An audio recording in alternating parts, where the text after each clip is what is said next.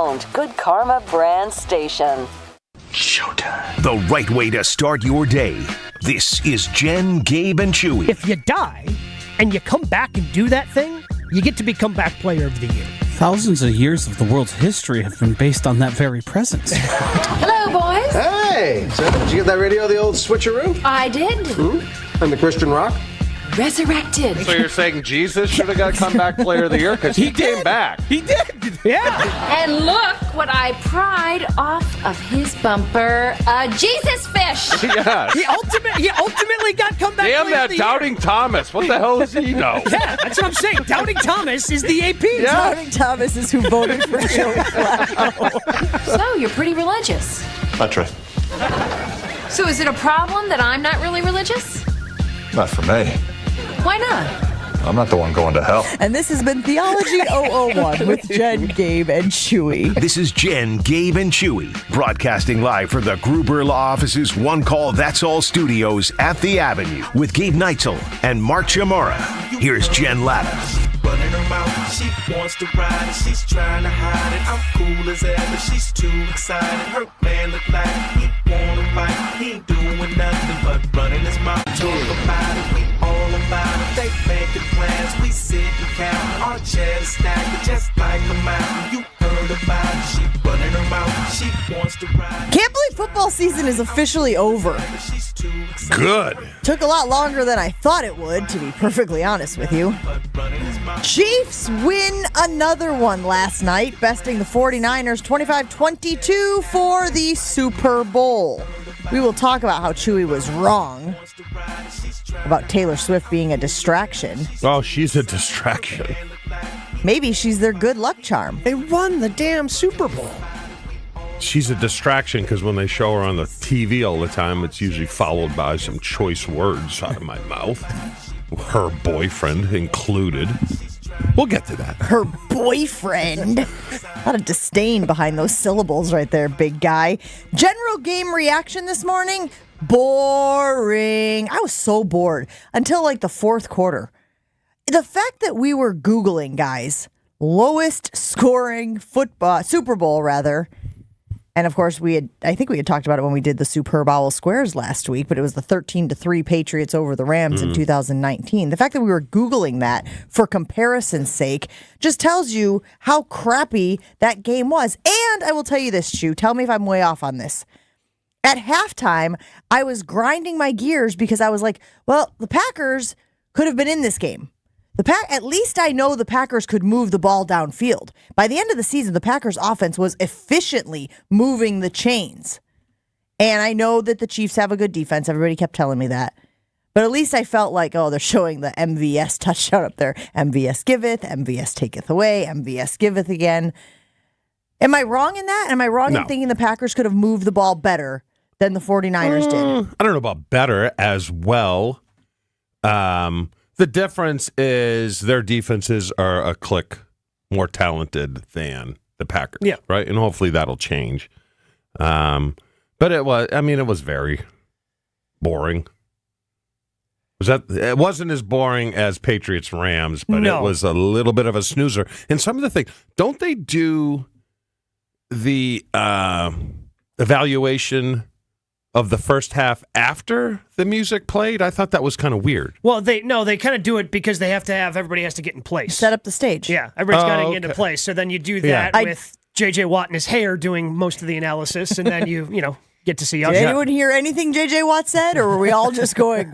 I was watching, who was to the far right? Phil Simms and the other guy are the exact same. They are, on the bookends. The Boomer and Phil? Yeah, the bookends, yep. One of them was holding his mic like this, and I'm like, oh, this is great. Well, I said to the guys at the gathering that we were at, I said, what is it like to know that no one gives a bleep about what you're saying right now? Because basically you're just filler until we get to Usher. Yeah. Which we'll talk about Usher in the halftime show as the show goes on this morning. But Gabe, was your reaction, especially in the first half, that this was a boring-ass Super Bowl? Yeah, it was very, very boring. And I didn't agree with my friends because I got a lot. I mean, there's a group text that, that's basically a Packers group text at this point with all my college roommates, and a couple other people hit me up.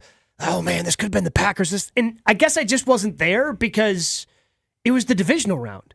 Like this wasn't as much as when the Packers, after they lost to Seattle in 14. Like that one was more, oh man, this could have been us, because you're still a step away from being like, oh, this could have been us. It drives me nuts when people do that, though. Nuts. Yeah. Can't we just be happy with the season that they had? Apparently not.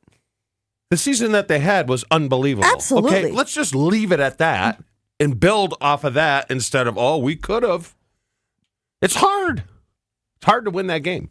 Well, and Unless it's you're hard Patrick to Mahomes. get to that game, right? We're going to talk about that as well. Apparently, if you're Patrick Mahomes, you've got all the cheat codes. Chew, I understand what you're saying, but I feel like you're talking to me specifically about this, because my thought was just that the Packers' offense at the end of the season was firing on all cylinders, was clicking so well. Like, there were times where I was 100% confident that when Jordan Love got the ball on 1st and 10, they were going to find the end zone. Like that's how good they were at the end of the year. So to watch this game where the teams were both struggling to move the ball and punt, and it just was, I was like, oh, coulda, shoulda, woulda. So I get what you're saying. Enjoy and be happy about what did happen. Yeah. But there was a part of me that was like, man, every time these two teams punted the ball or couldn't find the end zone or they kicked another field goal, I was like, man. And that opportunity just looms What would the large. line have been? If it would have been Packers, Chiefs, line. Chiefs by 5? I was going to say 4. Sure, but again, Wait, it depends on how much the Packers would have beaten the Niners Yeah, by. you have to factor in the Niners win. And the Niners win would have vaulted them ahead of a lot of teams. So it would have probably been 2 to 3 max. I just, the defense does it for me. Like, they didn't have a good enough defense to get there, even though they were playing better at the end of the year. But which is fine. I didn't think they were going to can Barry. He's gone. We're moving forward. Things are good. Yeah, and to your point, Jen, like the offense was playing, but they were playing too perfect. Too You know? perfect. Well, What's no, too but perfect? but it was. You knew it was going to be. You knew it was a hot streak. You knew it wasn't sustainable. You know, it kind of had the feeling of like when Marquette was shooting 70% from the floor, and you were like, "Well, this is fantastic," Yeah, this is a lot- but this it's is a going lot of to fun. regress to the mean. At some point, you're not going to be, and that's what happened to them in that fourth quarter against the Niners. I mean, the bottom fell out against the Niners in the fourth quarter, but you knew the perfection that they were playing with just wasn't going to last, and that's when, to Chewy's point, you needed the defense to be able to step up, because when you look at what the Chiefs did or what the 49ers did, like, the Chiefs didn't ride Patrick Mahomes all the way to the Super Bowl. Now, certainly, they rode him in the fourth quarter and overtime to get the win last night, but they won that game against Baltimore 17-7. Like, the defense is the one that got them in this position. And when you look back at some of the other games the Packers have played in the years they've gotten to the Super Bowl, like you guys, Chew, the offense didn't play great in the slop fest against San Francisco. No, because you couldn't throw the ball. Because you couldn't throw the ball. Yeah. So the defense really stepped up for you guys. In the NFC Championship game in 2010, Packers offense didn't play great in that game. Defense stepped up. Yeah. And that's hopefully, to me, the next iteration of with Hafley coming in. All right. So now when Jordan Love has a game where he might throw an interception or two, like he did against San Francisco this year, the defense can step up and go, you know what, Jordan? We got you. We'll take us to the next level, and then you can take care of it when we get to the next. And the nice thing next year is the Packers will be the darlings, right? Everyone is sick of the Chiefs. I'm sick of the Chiefs. They can go away and take the 49ers with you, right? I mean, aren't you getting that fatigue? Are you doing a little projection here, buddy? I'm not saying they're going to get there. They'll get there 2 years. I'm saying the Chiefs. I enjoy watching Patrick Mahomes because I hated Tom Brady his entire career, and now I'm enjoying a great, like one of the best ever. And I'm having fun. Like, are they unlikable? I don't view them as that. I think we're just sick of them. Were you sick of the Patriots? Minus Tom Brady. I thought they were cheaters, so I hated them. Okay. I don't know. Fair. I just have fatigue. That's fair. Yeah, and I'm not saying the phenomenon that you are expressing is not real, but I also can't sit here and get on board with it when I also feel like that same fatigue is what contributes to Giannis Antetokounmpo not getting an MVP award when he deserves an MVP award. Sure. Because people are tired of his greatness, you know? So I believe that phenomenon is real. We have seen it. We have experienced it. But for that reason, I will not support it. Is Shanahan a choker? A little bit. Yeah. A little bit. I mean, that's 3. Gabe, you have the quotes about the overtime stuff. Yeah. Well, the 3 I'm thinking of is Atlanta Yeah. No, he's because he choked there. Yeah, And there's a then- little bridesmaid here happening. Yeah.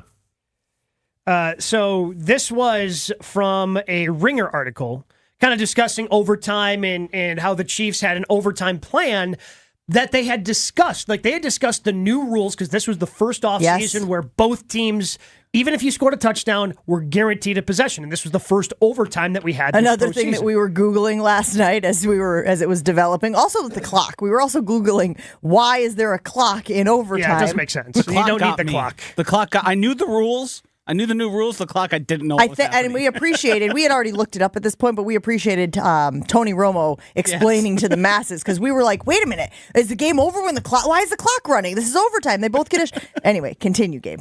So this article kind of talked about how the Chiefs had discussed back in training camp, hey, when we get to the playoffs, things are going to be different.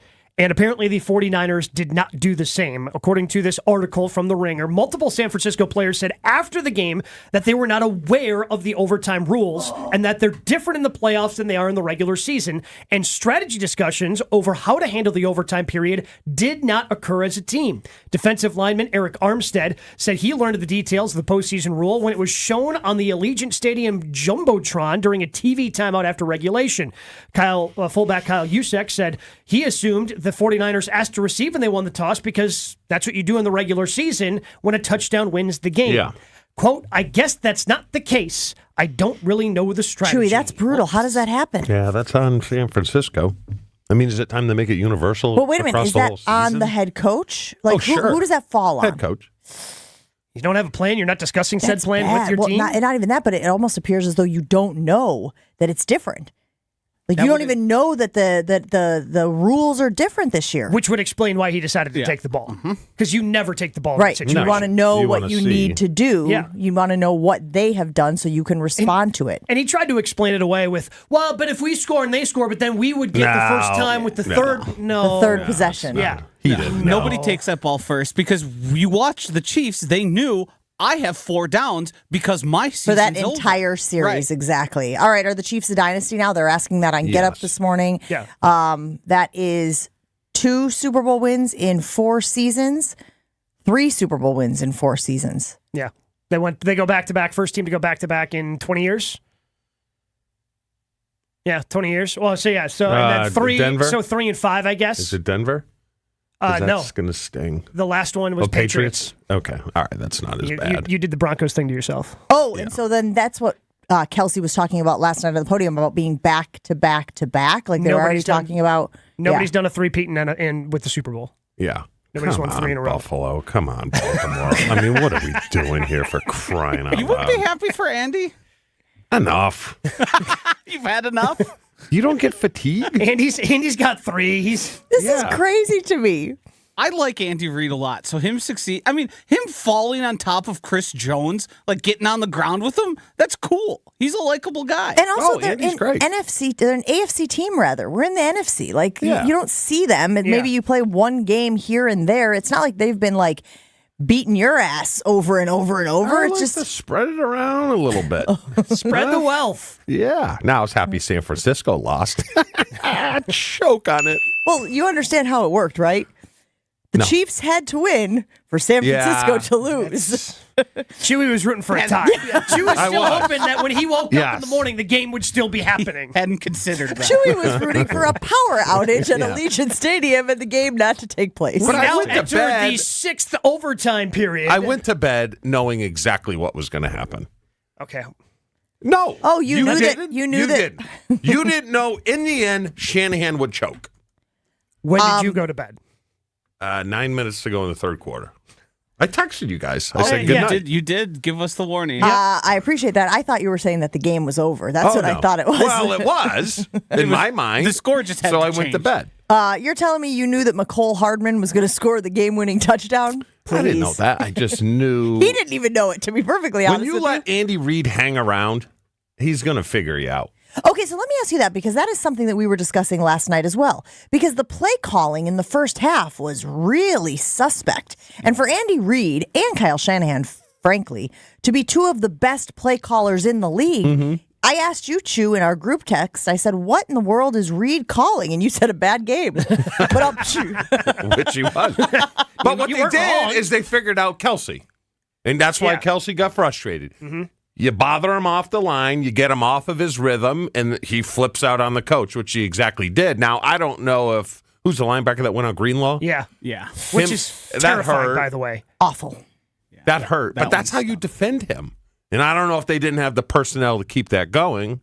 Well, no, I mean, you know who the backup linebacker behind Trey Greenlaw. So you go from Trey Greenlaw to Oren Burks. Oh. What? Really? Who played really well for most of the season, but he's still Oren Burks. He's not an all-pro inside linebacker. Ryan from Guanago weighing in on our ESPN Milwaukee talk and text line. That number, of course, 800-990-3776. Iowa said, great game. Well, especially at the beginning of the second half. What happened? That's a low-scoring game joke. Yeah, very familiar with that. It's like the light bulb. I was like, kids are lost. It's a Monday. Yeah. We're going to give them a little bit of time to work into it. All right, we're going to take a break here. From going from the Eastern time zone to the Central time zone. Chewy just brought this up. He said the Kelce was frustrated. We saw the clip that went viral of him getting in Andy Reid's face. We want to talk to the big guy about this because you're the only one who has ever suited up. I'm sure there were moments of frustration for you and your teammates. Is it ever okay to,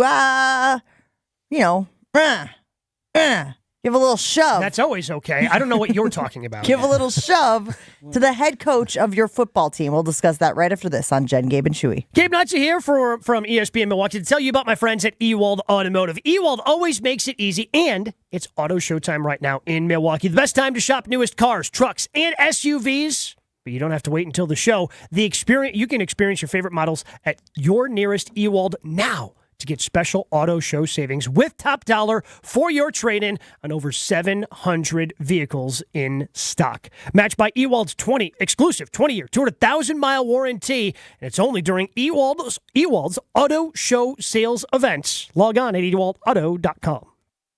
More Jen, Gabe, and Chewy coming up on 94.5 ESPN. Still looking at a pretty good ride right now. Nothing major slowing us down. There might be some slick spots out there, so be careful. And a couple pockets of a quick tap of the brakes right through the stadium interchange on 94 eastbound, but just adding maybe a minute or so onto your ride. And checking the TMJ4 Storm Team forecast. Today mostly sunny with a high of 44. Tonight partly cloudy, a low of 28. From the WTMJ Traffic Center, I'm Debbie Lazaga on 94.5 ESPN. Weather is brought to you by Wisconsin Indoor Golf Center in Waukesha. Play Whistling Straits and other Pro Tour courses, whatever the weather is, in one of their 12 state-of-the-art simulators. Finding great candidates to hire can be like, well, trying to find a needle in a haystack. Sure, you can post your job to some job board, but then all you can do is hope the right person comes along, which is why you should try ZipRecruiter for free at ZipRecruiter.com/free.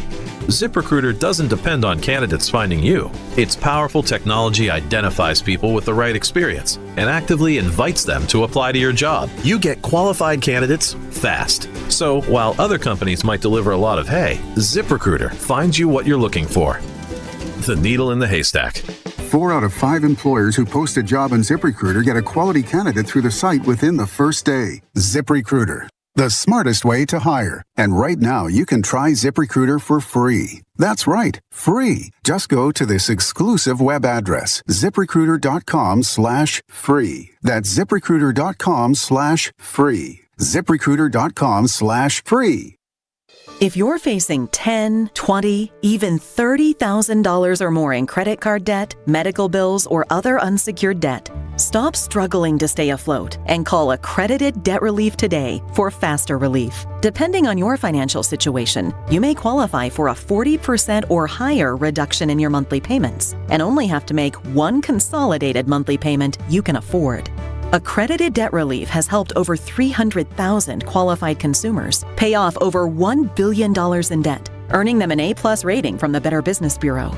This is the light at the end of the debt tunnel to become debt-free. So make the call to Accredited Debt Relief now and see how much you can save. There's no obligation, so call now and get relief from your debt faster. Call 800-995-5252. 800-995-5252. That's 800-995-5252. Program and services not available in all states. Hey, it's Kyle Wallace for Universal Windows Direct. Do not suffer through one more winter in a cold and drafty home. Call my guys at Universal Windows Direct. Super Spacer technology helps keep the edge of the glass warmer, holds the window sill longer, and makes the window last up to 5 times longer than other window systems. Call 414-410-2000 to schedule your free in-home estimate today. And for every 2 windows you buy, you get the next 2 free. Plus, a free upgrade to triple pane glass. Like me, you'll be saying, I love my windows.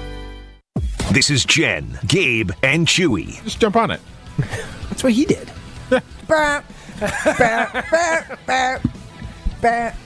Chewy, jump on it. Jump on it. Jump on it. Slow down. On 94.5 ESPN.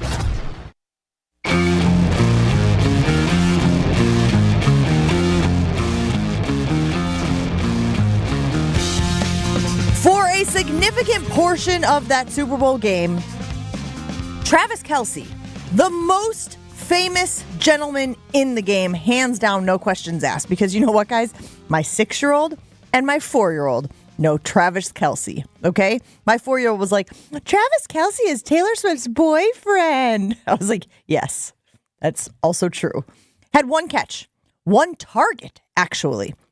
So I understand why Kelce was frustrated. Wanted to be a little bit more part of the game, right? Felt like he could change things. Now, there is an interesting nugget that came out about Travis Kelce and Patrick Mahomes and basically how Kelce is out there riffing, right? Mm-hmm. Like he'll run a play, but they have this like unspoken chemistry, much like what Rodgers and Devontae had, where he can kind of just go out there and be where he needs to be, and Mahomes will find him. In fact, at one time, I think that's why he and another receiver were in the exact same spot, kind of running the same route, just about 3 yards apart. But people got real fired up, Chew, when Kelce was fired up and got in Andy Reid's face. You saw the game, you saw the clip. What was your immediate reaction to Kelce giving his coach a little shove? You don't do that. You do it to your position coach. I've done it to Andy. Gone over and screamed at him about Holmgren. But Andy knew enough. You don't approach a head coach in the middle of the game. He's just out of line. He's out of line. And you get frustrated, but man, you can't do that to a head coach. And I'm sure they're going to have a discussion about it. I'm sure Kelce will apologize. But I think it was more about Taylor Swift. Oh, Coach, do you understand who I'm dating? I'm not dating Miley Cyrus. I need catches or she's going to dump me. I don't want to date Queen Latifah. What the hell? This is your hierarchy. You should have workshopped that joke before we, Cyrus and Queen. Before we got a Queen Latifah punchline in there. It's just, I immediately went to him being selfish. Kelce? Yes. It would be one thing, Chew, if they were absolutely dominating the game, right? Then I would be like, shut the bleep up. Your team is rolling. Your team is cruising. Like, trust your head coach that this is the game plan that is going to win you another Super Bowl ring. But they were struggling offensively. But that's what they are. That's why you take him away. Which is what you were saying all week long should be the game plan for the 49ers. So I appreciate that they were listening, because we know that the Niners were listening to the show. They waited. We're aware. Yes, we're just they made their generally presence aware. very, very known. Gabe, did you have the same reaction that it was totally unacceptable? Because there was an absolutism I saw on social media, much like Chewy said, like, you never, ever make contact with the head coach. It's a respect thing. Yeah, but I don't know. I guess it depends upon their relationship, right? Like when the way Andy brushed it off after the game, and I guess it's easier to do after you win the Super Bowl, but the way Andy brushed it off after the game, saying that he loved it and that he loves Kelce and he loves the passion and he didn't have a problem with it. If Andy Reid doesn't have a problem with it, why should I have a problem? That's kind of how I felt as well. Because they won. Does it change the fact that winning makes it a lot better? 100%. Yeah. Does it change the fact that he was mad because he wanted to be out blocking for Isaiah Pacheco? Like, he wasn't asking for the ball. He's saying, don't take me off the damn field because I'm going to make that block. He was mad because Noah Gray, his replacement, missed it. So to me, it's like, yeah, the guy's saying, I'm Travis Kelce. We win or lose with me. That's How did you know this that? goes. I didn't see that anywhere. I thought the whole thing was we're going to keep that in house. I'm going to keep that between us. Where did the report It was come? following the play. It was following the play that Pacheco fumbled on is when he went after him. So Noah Gray was the lead blocker. You don't go after the head coach. I don't care how you're going to paint this thing. You do not go after the head coach. I don't care what you say. You just don't. Because it's a respect thing, right? It's Yeah. respecting the position. It's Yeah. respecting the authority. You vent to your tight end coach, and scream at him up and down, and then he takes it wherever he wants to go with it. But if Andy's play calling, then isn't he the guy who determines the personnel groupings? I couldn't imagine doing that to Holmgren. Well, yeah, but there's a lot of things you can't imagine with Holmgren. Like talking to him. Yes. Looking him in the eyes. It's an unfair comparison. But what I'm saying is, so you always also say that on a coaching staff, and as they continue to get more and more bloated, my guess is that the circle is tighter. What if your positional coach, if you're a wide receiver or tight end, but as a player, that's not one of the positional coaches that the old head coach listens to, but you've got a great relationship with the head coach. Can you go up to him not in the manner in which Kelce did it, but can then you go up to Andy and be like, hey man, what are we doing? I'd go to Mooch. So if you look at our staff, then I would go. If the tight end coach was one of those coaches that the head coach didn't really listen to, I'd go to Mooch. Who was the quarterback's coach at the time? Because you would go to I'd be like, a Mooch, coach what that are we you knew was in what the are we circle. doing? So here's where I oftentimes will try to relate sports to real life. And I was not going to do that in this case because in no other professional setting can you walk up to your boss and stand there and kind of like spittle in his face your frustrations. Gabe is blinking because Are you sure about that? because sometimes people do that. I can say who, I can say when, but occasionally that happens. And with movie. Me? Who, me? But to me, the passion and just the aggressiveness that football requires, it almost feels like you're asking guys to check that.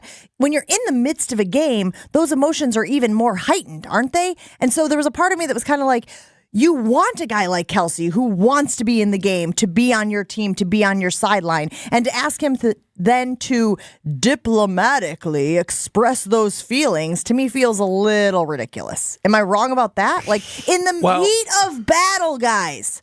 We had Super Bowl 32.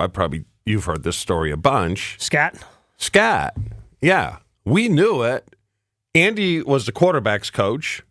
Holmgren and Lovat, and they're screaming at one another on the sidelines. I would have never thought of going over there and screaming. They're like, take the flippin' stupid scat call off and we're fine. Scat is what? Scat's a free release for the back. Take the scat off, he checks the linebacker and then releases. That's why we got toasted by Atwater twice, I think, and Brett fumbled. It's that simple, but we knew it was uncomfortable in the game, and Andy was right there, and he knew how that uncomfortableness kind of carried over the whole game. Maybe that's why Andy was prepared for things like that to happen and why he brushed it off like, no, we can't let this derail the train. Because it kind of derailed the train in Super Bowl 32. Well, and I will say that's something that we do need to touch on just briefly is the experience that the Chiefs brought into that game, right? You're talking about Andy there being a part of your regime and your generation of winning, and Patrick Mahomes obviously there, and Kelce is there. It did surprise me a little bit that the magnitude of the game was getting to him a little bit. Because you guys have been there, done that. Yeah. That's the thing about Mahomes. When he's out there in overtime, he's unflappable. And I think that plays a huge role in being able to win the GOAT game now. He's the GOAT. Well, now. and he's the GOAT now? Oh, yeah. How are you going to put him over Brady just because he's so young? It goes back to Kelce and Kittle. You give him the combine test, Patrick Mahomes is going to run circles around Brady, right? From an athleticism standpoint? I mean, some of those throws he makes are body going this way, sidearm. He's just got unbelievable awareness. But looking at the box score now, they rode McCaffrey way too much. I mean, Kittle has 2 catches for 4 yards. But Kittle's more of a blocking type. And then Debo has 3 catches for 33 yards. He got hurt. Both those players were out with injury at points. Kittle was? Yeah. There were different points where they thought they weren't riding McCaffrey enough because they'd come out and pass 3 times, then punt and be like, why are you not giving the ball to Christian McCaffrey?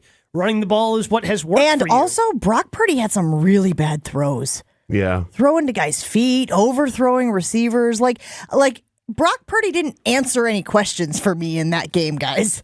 You know, where people were like, is he really good? Is he a product of the system? Is he, just a game manager? He didn't answer definitively anything for me. Yeah, but again, that Kansas City defense is probably even still better than most people want to give it credit for. Are they better than the Niners? They're on that same plane. They are? And I didn't think that they were. God, my kingdom for a Fred Warner, guys. Yeah. Every time I watch the 49ers, I'm going, if we could just get a guy like that who's all over the place, lateral, up and down, that would be Kelce wonderful. struggled. They basically were putting him on Travis Kelce and saying, don't let him get 5 yards. That worked for much of the game. For the first half, they did nothing.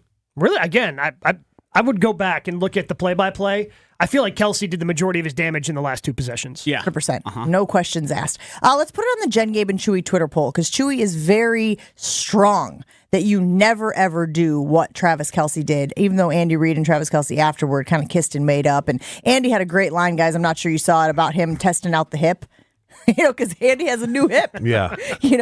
And he said that basically it looked worse than it was because he was off balance. He caught him off balance a little bit. He said, normally I'd give it back to him, but I didn't have any feet under me. Yeah. I wonder what would have happened if they lost, though. How we would have approached that. He probably still would have brushed it off, but he's like, come into my office here. Yeah, I can't imagine Andy, even if they would have lost, Andy has the reputation of being a player's guy. Yeah. He ain't throwing anybody under the bus. Chef Ed weighing in on the ESPN Milwaukee talk and text line, totally uncalled for. I had money on the Chiefs, but when that happened, I said sit him. We'll take a break here on Jen, Gabe, and Chewy. Roll on. Yeah. You guys like that Patrick one? Mahomes, too, yeah. Yeah. He told him to go over there. It's professional sports. It's not how that works. Run some laps, Travis. Yeah. Are you guys ready to upgrade the concrete surfaces in your floors, in your home, rather? Let me tell you about Showtime Floors and Floor Shield. It's used by military bases, airports, businesses, but what do you care about? Your house. Well, they use it at homes too. Floor Shield is designed to beautify and protect your concrete surfaces. It's eco-friendly and non-toxic. You can actually use it on patios as well because it's UV stable, so it can handle the sun that we will eventually get here in Wisconsin. Showtime Floors offers same-day installation, a 15-year warranty against wear, and you can find offers of 10% off when you mention ESPN. Get more information by visiting ShowtimeFloors.com. That's ShowtimeFloors.com, and tell them Jen from Jen, Gabe, and Chewy sent you. Jen, Gabe, and Chewy are back after this on 94.5 ESPN. Things are slowing down a little bit in pockets. We've got a little bit of a slow ride on eastbound 94 from 164 almost to Gerke's Corners. Then we're backing on the brakes right through the Calhoun area. And then from 76th Street through the Stadium interchange. So watch out for that. We've got eastbound 894 starting to slow down a little bit as well from about 60th Street to Loomis, where we have that construction zone. Traffic is brought to you by Fisco Auto Body. Call Fisco Auto Body to help with all body repair needs. Fisco, Fisco, Fisco. And check out the TMJ4 Storm Team forecast today. Mostly sunny with a high of 44 tonight. Partly cloudy, a low of 28. From the WTMJ Traffic Center, I'm Debbie Lazaga, 94.5 ESPN. Weather is brought to you by Wisconsin Indoor Golf Center in Waukesha. Play Whistling Straits and other Pro Tour courses, whatever the weather is, in one of their 12 state-of-the-art simulators. ESPN Wisconsin's Mark Tauscher here, and if you're like me, you're probably budgeting out the rest of your 2024. Well, now's the time to set preferred dates for booking Johnson & Sons Paving. Whether it's asphalt or concrete, they set the standard for your needs. Maybe it's patching now, but a full repaving later. Talk with a Johnson & Sons project manager and set yourself up with a 5-year game plan. Booking Work Now gives you all the time needed to get the right paperwork in place. Get started now at johnsonsonspaving.com. Hey, it's Gabe Neitzel from Jen, Gabe, and Chewy. You've heard me talk about the results Mentality has had on my life, but don't just take it from me. Jason has had success too, thanks to Mentality. My only regret is I didn't do it sooner. Knowing once again I've gotten the treatments done and continuing, I do feel, stuff does hurt a little bit more, but I'm 40, in my 40s, and that's going to happen. But again, the energy levels, it is above and beyond. Again, I'm back in that age where I'm like, this is amazing. Get started today at lowtusa.com. Individuals and businesses with tax problems, listen carefully. If you owe over $10,000 in back taxes or have unfiled tax returns, U.S. Tax Shield can help you take back control. The IRS can seize your bank accounts, garnish your paycheck, close your business, and file criminal charges. Our team of tax attorneys can stop collections and get you protected. U.S. Tax Shield offers a price protection guaranteed quote to get you protected today. U.S. Tax Shield is A+ rated with the BBB, so call 800-494-6139. U.S. Tax Shield, 800-494-6139. If you love to travel, Capital One has a rewards credit card that's perfect for you. With Venture X, earn unlimited double miles on everything you buy and turn everyday purchases into extraordinary trips. Plus, receive premium travel benefits like access to over 1,300 airport lounges where you just check in and chill out. Open up a world of possibilities with Capital One. What's in your wallet? Terms apply. Lounge access is subject to change. See CapitalOne.com for details. At Lowe's, save big every day when you buy in bulk. Save on bulk purchases of select insulation from trusted brands like Green Fiber. And there's more. Save 10% when you buy 6 or more select interior pre-hung and slab doors. Visit us in-store or online for low prices on the materials you need. Because Lowe's knows savings. Lowe's knows pros. Selection varies by location. While supplies last. Discount taken at time of purchase. See sales associate for details. Progressive presents Spectator Tips from Flo, who knows nothing about sports. First, talk about retired players with reverence, even if they did crush your dreams when they played. Next, whenever people get excited, just yell, "It's about time!" Works in any situation. Finally, when someone mentions protecting the QB, tell them how Progressive protects you round the clock. That has nothing to do with sports. Nitro? Anyway, bundle your home and auto to get round-the-clock protection with Progressive. Progressive Casualty Insurance Company affiliates and other insurers. Not available in all states. You're listening to Jen, Gabe, and Chewy. But remember he said his birthday? Yeah. Maybe we get a little freaky. Yeah. And everyone's like, oh, look at our horny little boy. Good for him. Like, everybody's so supportive of Giannis, they just kind of look past it. On 94.5 ESPN.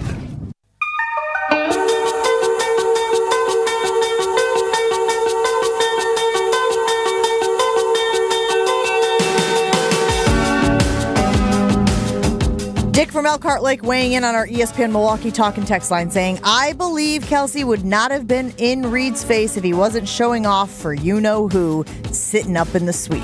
First thing I thought of. Yep. Why do dudes do that? Why? Yeah, why?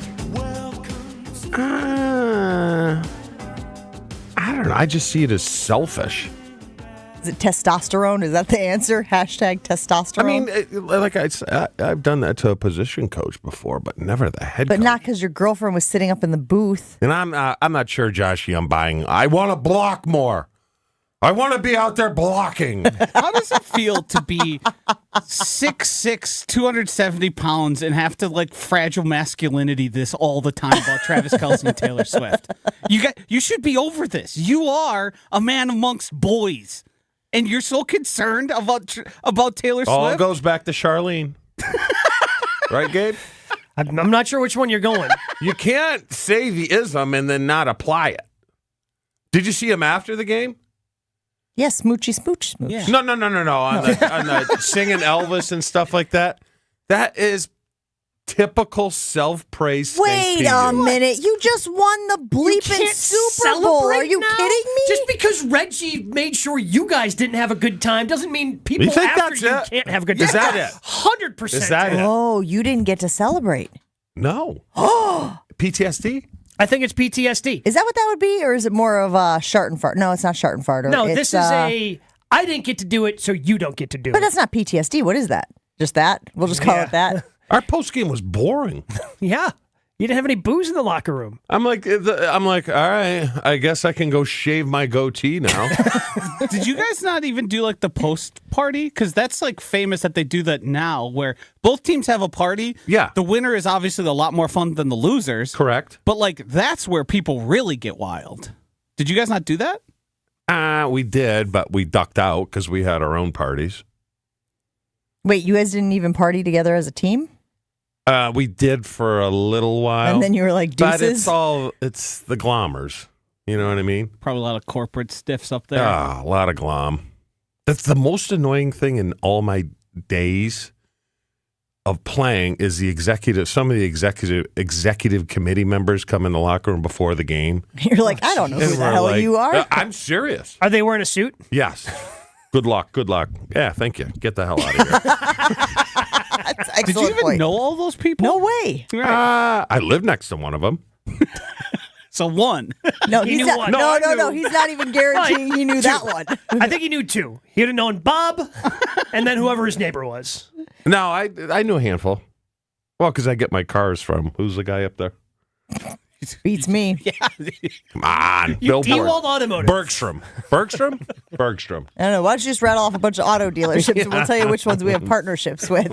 Anyway, what were tickets going for the Super Bowl? Something like $9,000, $8,000, $7,000. Kinda common. And then two guys decided that they didn't care about spending $8,000 and wanted to streak at the game. No. What? Don't insult streakers like that. But that's what they did. No, they didn't. They didn't streak? If you have pants on, you're not streaking. I didn't see it, Gabe. They didn't show it on the broadcast. Just shirtless. Yeah. Dude was wearing regular pants. You could see it on social media. They didn't get far either. Bad awareness. I tell you what, a good amount of my buddies, no parties, no nothing, watch it themselves. Yeah. Which is what we all did, right? Yeah. Yeah. Yeah. What does that say? Who cares? I think fatigue. I think that says fatigue. Well, I just don't think we like people that much. I work at 5 in the morning. Yeah, That's a large reason. I was fatigued from moving all weekend. Okay. Which brings up a really good point, guys, because today, not for us, because we have to talk for the next, hour and a half or whatever it is. We but get to, Jen. Thank you very much. We get to, not have to. But not a lot of people are going to get a lot done today. Like most people won't, actually. This has got to be one of the most unproductive days in the entire calendar, right? Do you care, though? What do you mean, do you care? I bet your bosses care. No. Well, I'm saying actually, I could if you're not productive, I get yelled at. No. Did you care about the game? I could have cared less about the game. I mean, I cared about it because it's the I can't Super believe you Bowl. guys don't have fatigue. Football fatigue? I can't believe you are advocating Chiefs for football fatigue. fatigue. Yeah. Yes, but again, as we discussed earlier, if the Chiefs would have lost, guess who would have won? The Niners. Yes. Chewy, I didn't play in 2 Super Bowls, so I don't really get fatigued of it. It's still pretty fun. Yeah, but you just said you said you were fatigued of the pageantry, the whole Patriots, nine though. of- yeah. Yeah, I mean, I think the country was fatigued of the Patriots. Now, if they win 6 Super Bowls, maybe I'll be fatigued by that time. But I'm still fun and in wonderment about Patrick Mahomes, who has the best career start to anybody in NFL history. Yes. Just backing up our point about the game being boring for the first half, Hembo just threw up a statistic on ESPN's Get Up saying the Chiefs had 16 total yards in the first quarter. Yeah, they had them figured out. That's what it said. They had them figured out. I want to talk about unproductive days, guys. What do you think is the most unproductive day? Is it the day after the Super Bowl, or is it too niche of a crowd that were fully invested that would be affected by the Super Bowl to have an unproductive work day? 4th of July, 5th of July. 4th to the 5th? Yeah. I'd say the 3rd if it's on a weekend or the day before 4th of July. That's a bad one. Also, the days between Christmas and New Year's. If you got to go to the office. That entire week. I actually would argue that the days leading up to Christmas, you're less productive than that window in between. Pre-Thanksgiving too, the day before Thanksgiving, it feels like because we all need a vacation because we're all planning family things, that day before is like... And that's why I think the days leading up to Christmas are less productive because guess what you're not doing at work? Work. You're buying presents. You're catering your meal. You know what I mean? You got all of these things on your to-do list you got to check off, and you're not doing those in your free time. I'll tell you that. Did you just sneak in the rich person thing there? What, the rich person catering thing? A meal? It doesn't have to be a rich person thing. You could cater from Cousins, our friends over at Cousins. We did try to kick save that one over there. And it was a beauty. Thank you. I do want to add, we not necessarily catered, but we did go to Bunzel's and get ourselves our ham for the Christmas this year. You can purchase it there and heat it. It's perfect. Delicious. I thought you were going to say your ham for the Super Bowl, and I was like, I'm going over to Joshy's from now on. It's Sunday. We had nachos and pigs in a blanket, and I made the chili bar. You guys know I'm a big fan of the chili bar. You know, you get all the fixins and the noodles and whatnot. Everybody goes up and does whatever they want with their chili bowl. Anyway, unproductive days. In the Julys, is the summer just generally speaking production is down? Around here. Are people just like ducking out early in the summer? Was light today. You think people are taking the day off? So I think that's the goal, right? If you're somebody who thinks that today should be a national holiday, I do. You gotta rally enough people to take the day off, because that's eventually what happened with Black Friday. Like, Black Friday used to be a work day. Are you It serious? was the day after Thanksgiving. And then enough people are like, you're right. Yeah. Screw it. We just got to we got to pair Friday with Thanksgiving because so many people aren't coming in. Friday's unproductive. So most companies at this point just punt on Black Friday too and give you that as a day off along with Thanksgiving. What do Europeans take off? Friday or Monday? 4 months in the summer? No. Because are they on a 4-day 3 hours in the afternoon? I mean, would you rather They've really got it figured out, is I guess what we're getting at here. Would you rather have a Monday off or a Friday? I'll take Monday all day long. But then Tuesday becomes your Monday. That's fine. And then Blammer Thursday's right around the corner. For those of us that don't celebrate. Now that should be a holiday. Blammer Thursday. You just want every Thursday off or just the afternoon? Friday. Monday's the better day off, you just said. Yeah, that's true. So I'm looking at a website. Yeah, I'm looking at a website right now, guys, that actually is able to monitor the most unproductive days of the year. And the way they do it is they are a business software company, so they actually can tap into how much the software is being used. It says, for kicks, I decided to dig into our site analytics and measure exactly how large the traffic dips are all throughout the year. The weird thing is they don't have it aggregated by most to least or least to most. It's in chronological order. So January 1st all the way through December 31st. So let me just tell you, January 2nd, let's go New Year's Day. Production is down 39%. See, this doesn't make any sense to me, because at what point were people working on January 1st? You know what I mean? So like they have to have a baseline, right? They have to have like a standard that they are then measuring against. So 39% is pretty freaking big, right? Yeah. But it's also like, again, that's mostly a holiday for That's what I'm trying to say. New Year's Eve, same thing, 38%. Production is down 38 and 39% on New Year's Eve and New Year's Day. And those are not the biggest numbers. The biggest number is Christmas Day, 55%. But again, are they measuring it versus other Christmas days, or are they measuring it versus the average work day? My guess is average work Gotta day. Gotta be. Like Christmas Day witnesses the largest decline, 55% less activity than normal. It says normal. So Christmas Day is number one. Christmas Eve is a close second with 49% less work getting done than a normal work day. And then it goes, I'm guessing New Year's Eve. Wow, but you're right, Joshy. That whole stretch, December 23rd, 30% down. Christmas Eve, 49, we said. Christmas Day, 55. December 26th, 39% down. The 27th, 30% down. It does creep back up.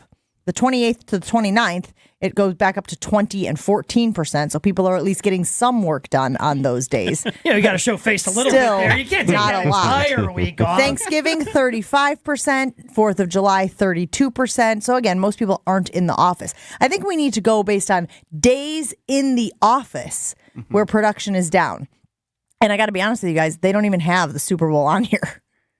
Well, yeah, because that kind of rotates. Yeah, it moves. Yeah, so you'd have to... So you'd have to take a look at... Every year. Yeah. The day after the Monday Super Bowl. after and see what it is. Easter really getting the short end of the stick here, guys. That whole Easter stretch is 10%, 10%, 16%. 13%. On Easter Sunday, work is down 16%. But again, it's a Sunday. It's a Sunday. Are a Who's lot of working? people getting stuff done? Well, would you be in favor of moving the Super Bowl till Saturday? Super Bowl Saturday? Yeah. I thought maybe it might not roll off the tongue, but it did.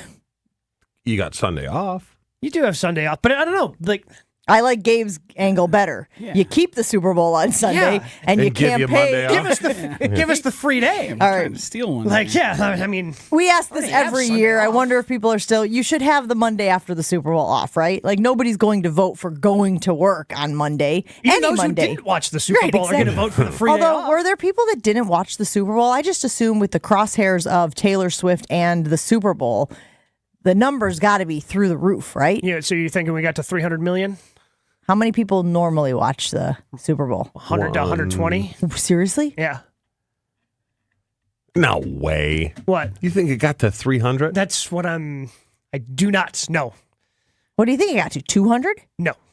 Probably Really? around 175? 130. I mean, they didn't even show her in the first half. I mean, what are they called? Swifties?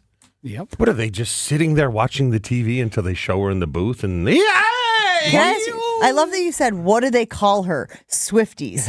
Like, if He's my, aware. Yeah. If my He kid knows. has an elephant and it's pink, and I go, what do you want to name it? She goes, Pinky. You know, like, so the E on the end of the word is a pretty standard nickname. Especially across in the sports board. locker rooms. I can say in my house, Wait, what's your nickname? Chewy. That's a good point. Joshy over here. Yeah. In my house, there was a lot of Taylor Swift glimpses missed because they weren't watching the game, staring at their phones, watching clips of when she was shown previous. So I was going, oh, look at Taylor and Ice Spice, and they're, huh? It's a great point. Yeah. That's an And excellent who's point. Ice Spice? Is that a person? Yes. What? She's a rapper. Wow. By the way, most watched Super Bowl, 114 million. Ooh, what year? Last year? 2014. So it was the Patriots Seahawks Super Bowl. Oh, okay. That was a good one. What was the other game that went into overtime? Super Bowl. The other one Kyle Shanahan was involved in. Atlanta? Atlanta, 8-3. New England went into Oh, OT. yeah. Okay. There's a part of me that is enjoying the Niners licking their wounds this morning.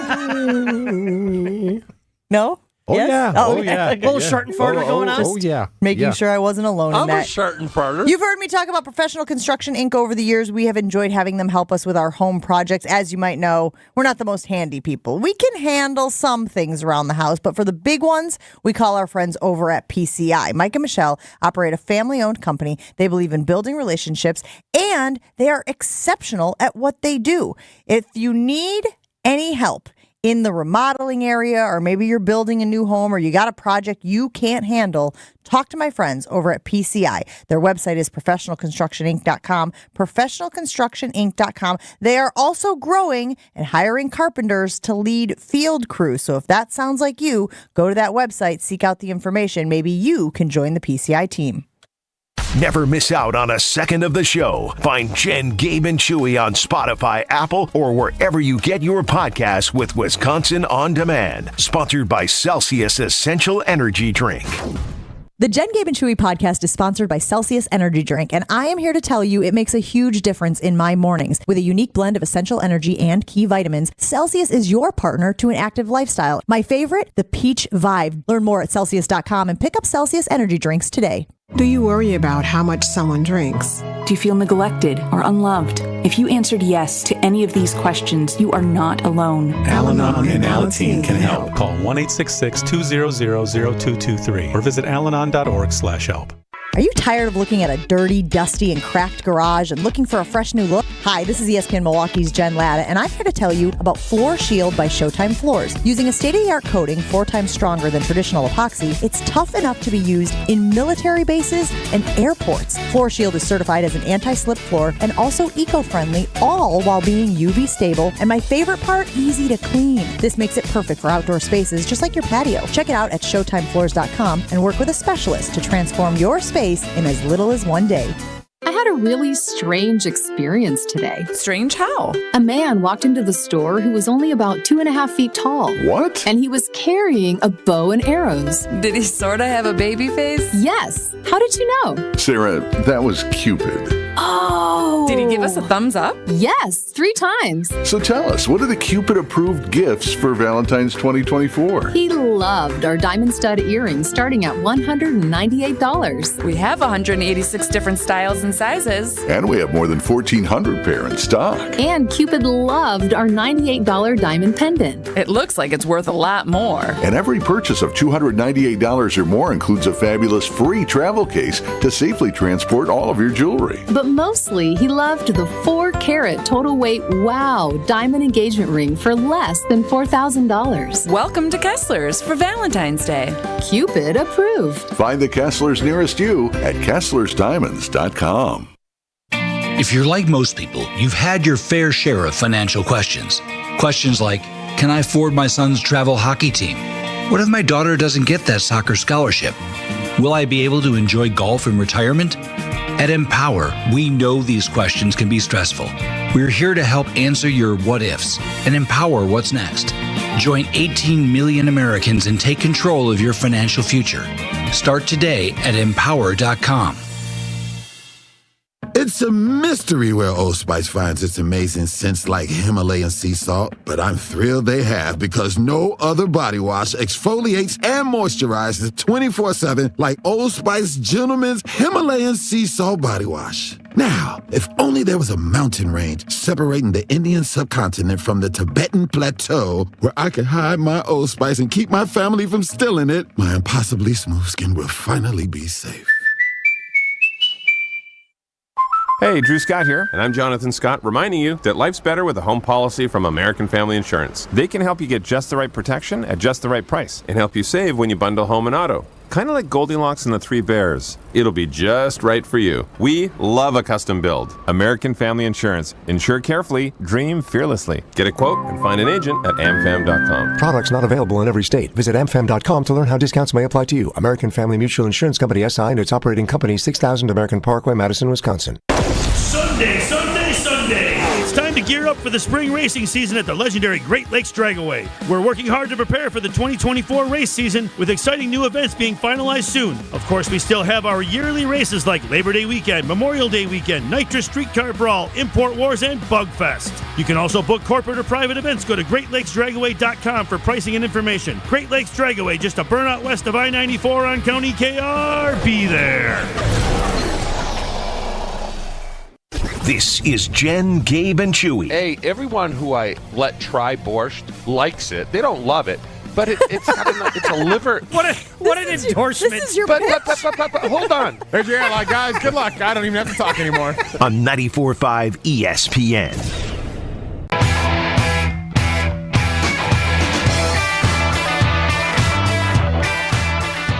Man, I wish that y'all could hear the conversations now that the big guy's back in studio with us that we have during the breaks. Let's say what we can say. Reba McEntire. So it's a little bit of and we don't have a ton of time here, but a little bit of a controversy because the prop bet that we had on the national anthem was at the end of the first Brave. Mm-hmm. That's when it ended. So you got a bunch of people at home with their stopwatches timing the national anthem. I believe it was 1:30, right? And it was 0.5 over under. Hit. And the first Brave ends, we clicked our watches. It was like 1:27 under. But then everybody on social was like, nope, it was over. It was over. It was over. I'm pretty sure all of the prop bets, and maybe I'm wrong, ended at the first Brave. Mm-hmm. So when she tacked on that second home of the Brave, that didn't count, but a lot of people thought they had won because it had pushed it over 1:30. Well, controversial. How was the halftime show received? I thought it was fine. The same as every halftime show ever. Either you loved it or you hated it. Yeah. It's the way that every halftime show was ever received on social media. I thought it was really good. Yeah. It was fine. The songs were all hits. Yeah, it was He doesn't have a lot of hits, though, does what? he? Excuse me? I'm just going off of what the best dude was. The rake, the dude that got in a car accident. Post Malone? Yeah. You think he got in a car accident? Well, he did that on purpose. To his teeth? Yes. You think he's Jaws? I mean, what is that? From what is it? What does he have on his grills? teeth? Yeah, it's called a grill. He thinks he got into an accident. He thinks he got curb stomped is what he thinks. So how do those go on? You just put them over your Is teeth. it like a mouthpiece? Yeah, it's like a retainer. But very expensive. Yeah. But he takes them off to sleep at night and stuff? Not bad, okay. That's I haven't pretty been in his cool. house when he slept. I don't know if he takes them out. Can't tell you. Can neither confirm nor deny. What I know about Post Malone, he probably forgets a time or two. Probably bad for his choppers. Was I supposed to know him? Post Malone? Yeah. I don't think anyone expected you to know Post Malone. You specifically know. I You would have not asked us expected you, earlier Post about Malone. Ice Spice, although Post Malone is more famous than Ice Spice is. Yeah. I mean, he's got a good voice. To be honest, I didn't know he had a good voice. Is it because of the things? You think the, I'm gonna as put you that on the call poll. it, Did Post Malone's grill make his voice sound better? his rake. His rake. Might get one of those. You know you don't have to stand for America the Beautiful, right? Are we in agreement on this? Well, but they asked you to stand before. But why? They asked you to please stand. If The you colors don't- are out there and everything, so you're going to stand for it. Wait, okay, time out. That's a difference. If the colors are out, right? If the flag is out, I suppose you stand at attention for the flag. Yeah. But we all are in agreement that America the Beautiful is not the national anthem. Correct. It doesn't deserve the same distinction as the national anthem. Correct. I mean, it's very much riding the national anthem's coattails here. Yeah, I mean, you stand. I mean, I don't think you have to do the hand over your heart or the, obviously not the salute thing if you're a military member. But That's the JV game. Yeah. Right? It is the JV game. Yeah. It's a perfect way to put it. You're there. You might as well, okay, I'll stand and pay attention. Tell you what, I'm not arriving for the JV game, okay? You know me, I probably arrive 5 minutes late for the varsity game. All right, we got to take a break on Jen, Gabe, and Chewy. Big second hour. Don't forget, we have Rob Domofsky coming up at the bottom of our 8 o'clock hour. Stick around.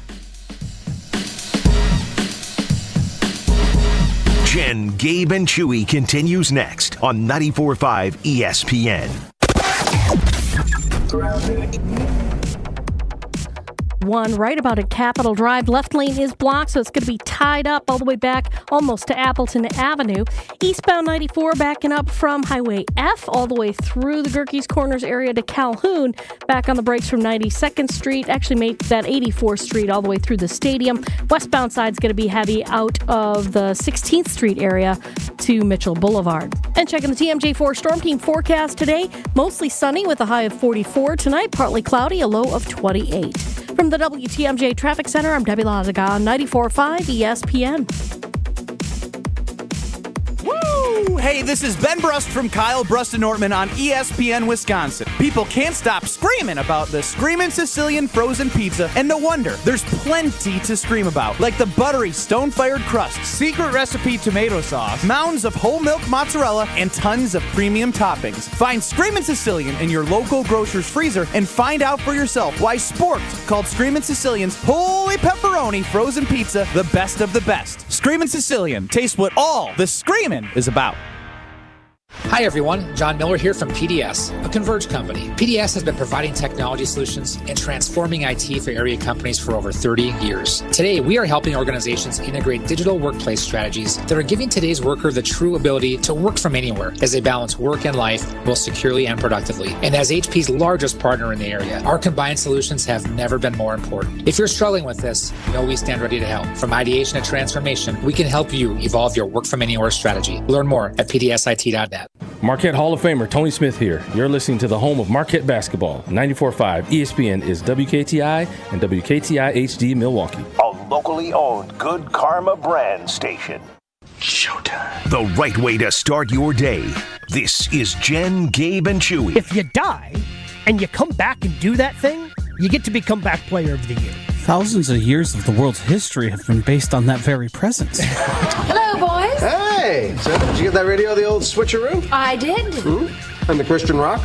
Resurrected. So you're saying Jesus should have got comeback player of the year? Because he came back. He did. Yeah. And look what I pried off of his bumper. A Jesus fish. Yeah. He ultimately got comeback Damn player that of the Doubting year. Thomas. What the hell does he know? Yeah, that's what I'm saying. Doubting Thomas is the AP. Yeah. Doubting Thomas is who voted for Joey Flacco. So you're pretty religious.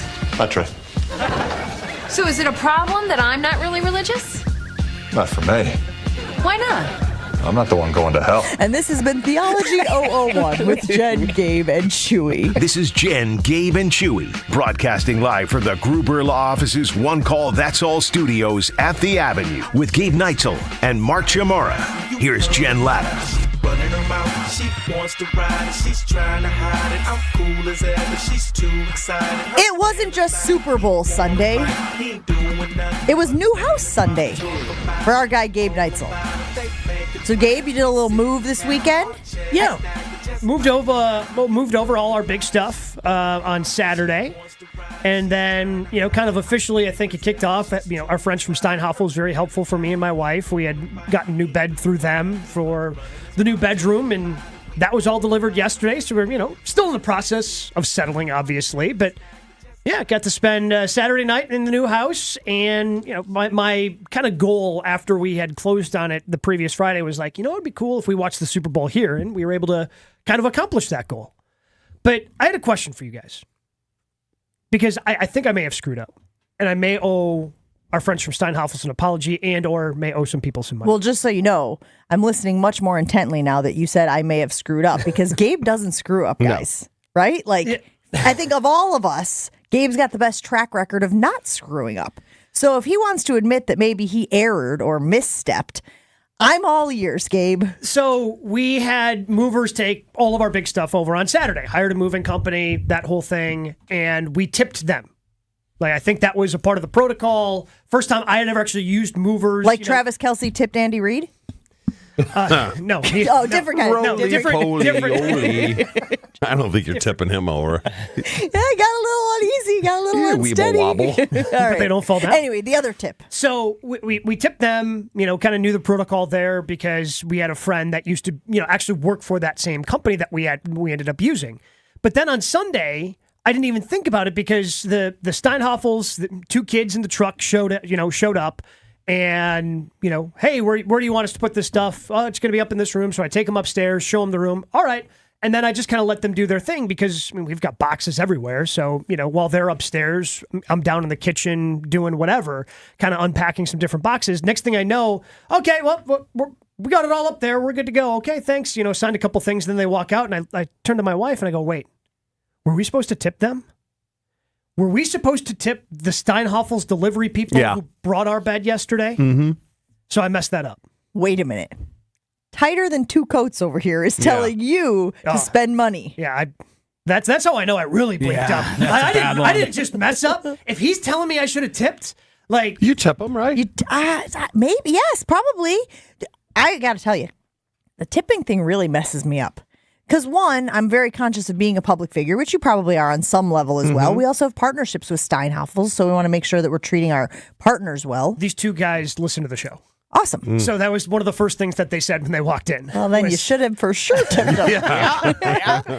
They ain't listening anymore. Thanks, Gabe. Little stiff nights all over here. Exactly. Well, that's the thing. I don't want that reputation, Josh. You stiff All right, well, let me ask you this. It's not the nickname. Well, but hold on. Let me work through this. Do we all agree that, yes, you should have tipped them? Yeah. Joshy? Yes, yep. All right, so we had all our doors replaced in the Florida house. Mm-hmm. And the owner of the company is one of the guys that were switching out the doors and putting new ones in. Okay. So I didn't tip him. Because he's the owner. Yes. You figure he's got enough money. Is that right? No, because if you're tipping for the service, it doesn't matter who's doing the service, whether it's a kid from Steinhoffel's or whether it's the owner of the company. But so think it does. Where's the line of demarcation there? Because you're not tipping your plumber or your electrician. Yes. Listen, this is one of those things that terrifies me. In fact, when I went to the 3rd Street Market right out here, was hanging out this weekend, which, by the way, National Marquette Day on Saturday. I'm sure 3rd Street Market was absolutely a scene. So, good for everybody out there who was raking it in this weekend as it was bumping.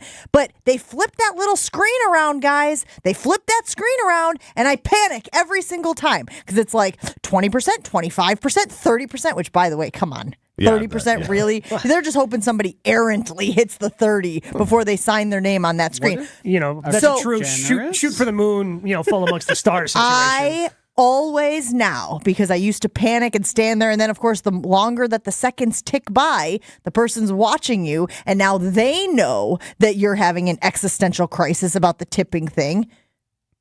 What? That's why you pay in cash.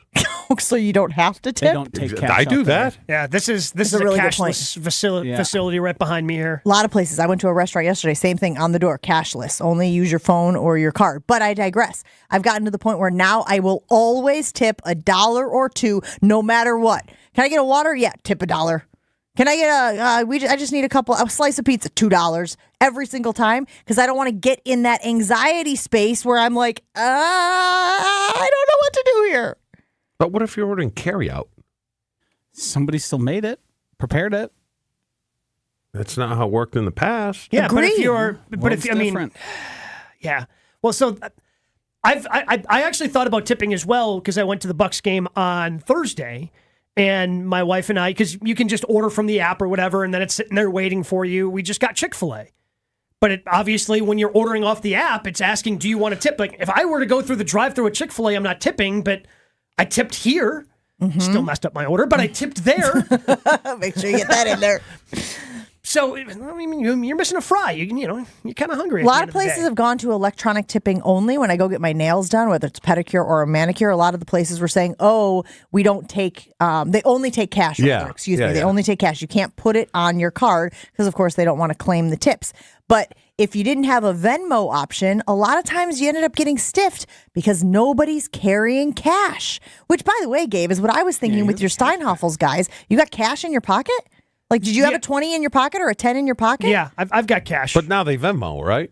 But would you have Venmo'd the guys? No, I had cash. My jacket was like hanging up, and that's where my wallet was sitting in my jacket. So like it just all happened so fast because I didn't expect them to be able to get the whole bed frame and bed up there. I mean, they were very efficient. So I'm saying, probably I've told you guys this before about like Nick Saban, right? And we talk about efficiency and brain power and bandwidth and all of those things.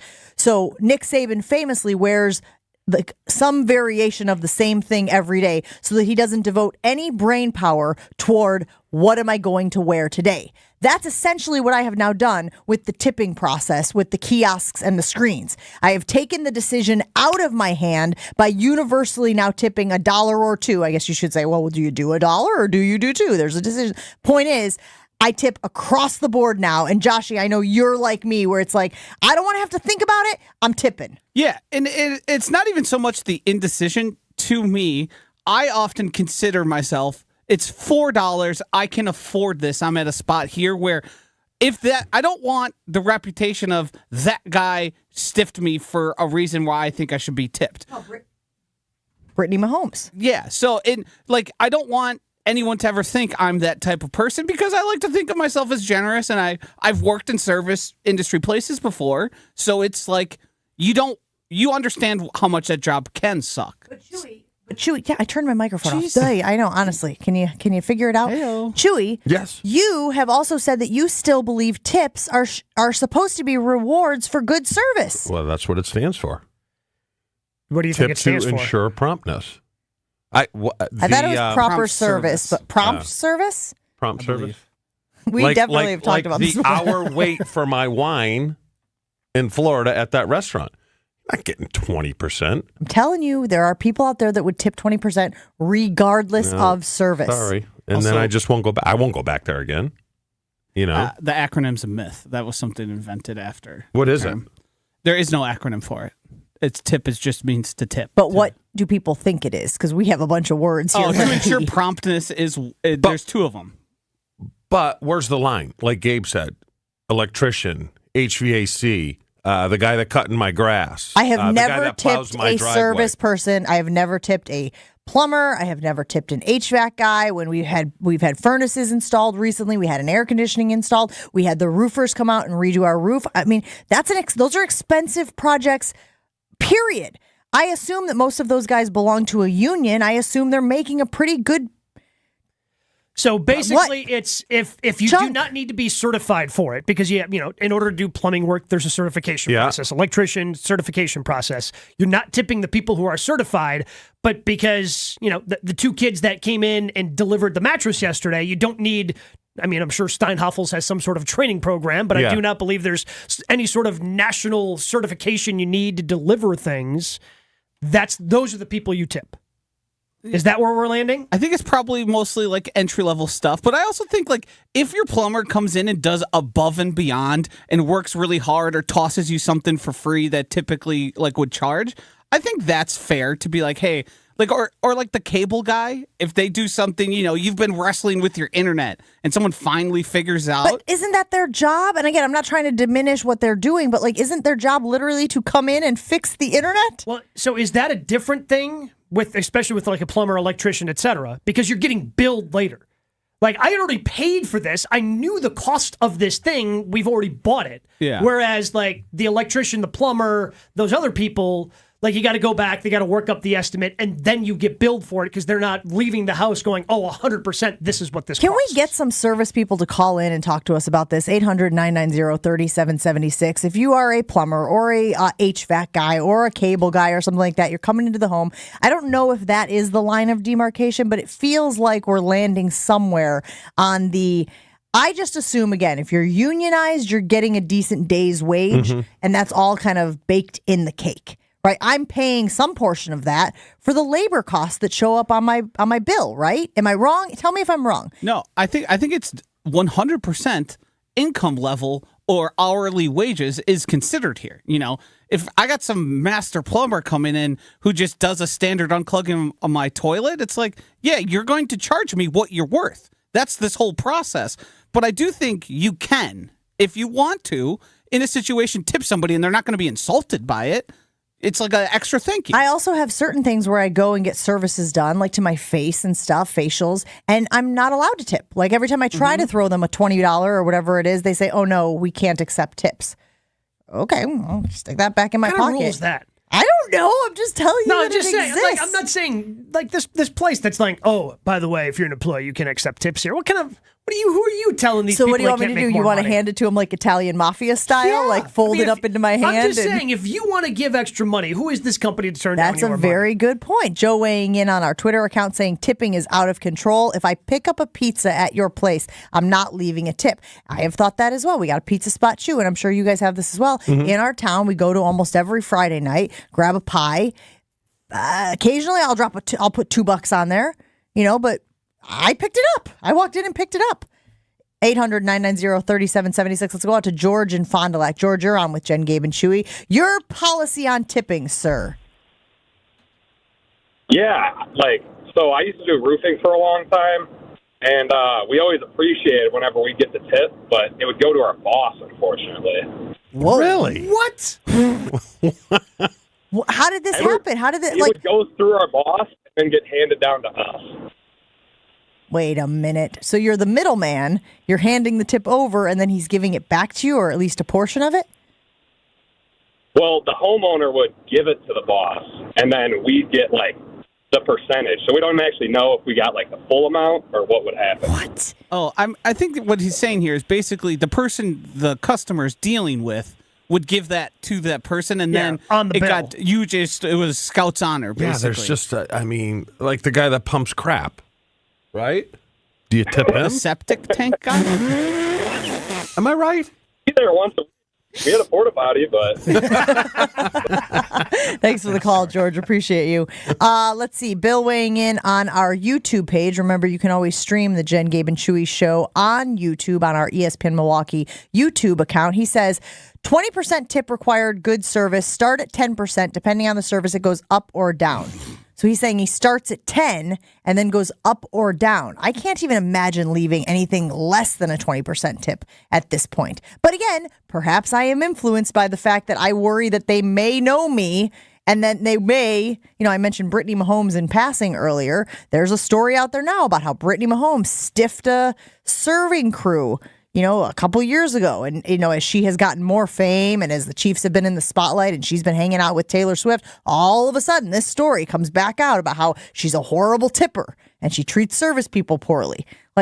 Guess that stuff can happen. 800-990-3776. Gratuity is a form of wage suppression. Why should I fill in the gaps because a company doesn't want to pay their people what they should? Okay, You could say that, but you're also wrong because all you're doing is now suppressing their wages. Yes, it's wrong that that's the expectation, but you on your solo man trip to stop wage suppression is just screwing somebody working really damn hard. I gotta text my guy Chad over at Steinhoffel's. I gotta figure out a way to make this right. I was gonna say, I'm sure they can. When's Valentine's Day? Why? You think you should give him a chocolate heart? What are we talking about here? I was just going to flip the guys at 20 apiece. You got to tip the flower guy now. Oh, no. Although no. they said you shouldn't get flowers because it's bad for the world. You want to vet this one a little, or you want to just leave it as is? You know what? I think you should set the rest of this one out, big guy. Let's just tell us about the Q Club before sitting out. All righty. Hey, you want to make it a special Valentine's Day? Go to the Q Club of Wisconsin. It's the perfect place to catch a game, play some games, and grab a drink. Bocce courts, dartboards, foosball tables, and, of course, pool tables, 10 of them. Plus, the Q Club of Wisconsin has its best fish fries on Wednesday and Fridays nights, and you know they just pile it high. Check out the live music on Saturday and stop in for brunch every weekend starting at 9 a.m. It's all happening at the Q Club of Wisconsin on North Grandview Boulevard in Waukesha. Visit qclubwi.com or like them on Facebook. More Jen, Gabe, and Chewy coming up on 94.5 ESPN.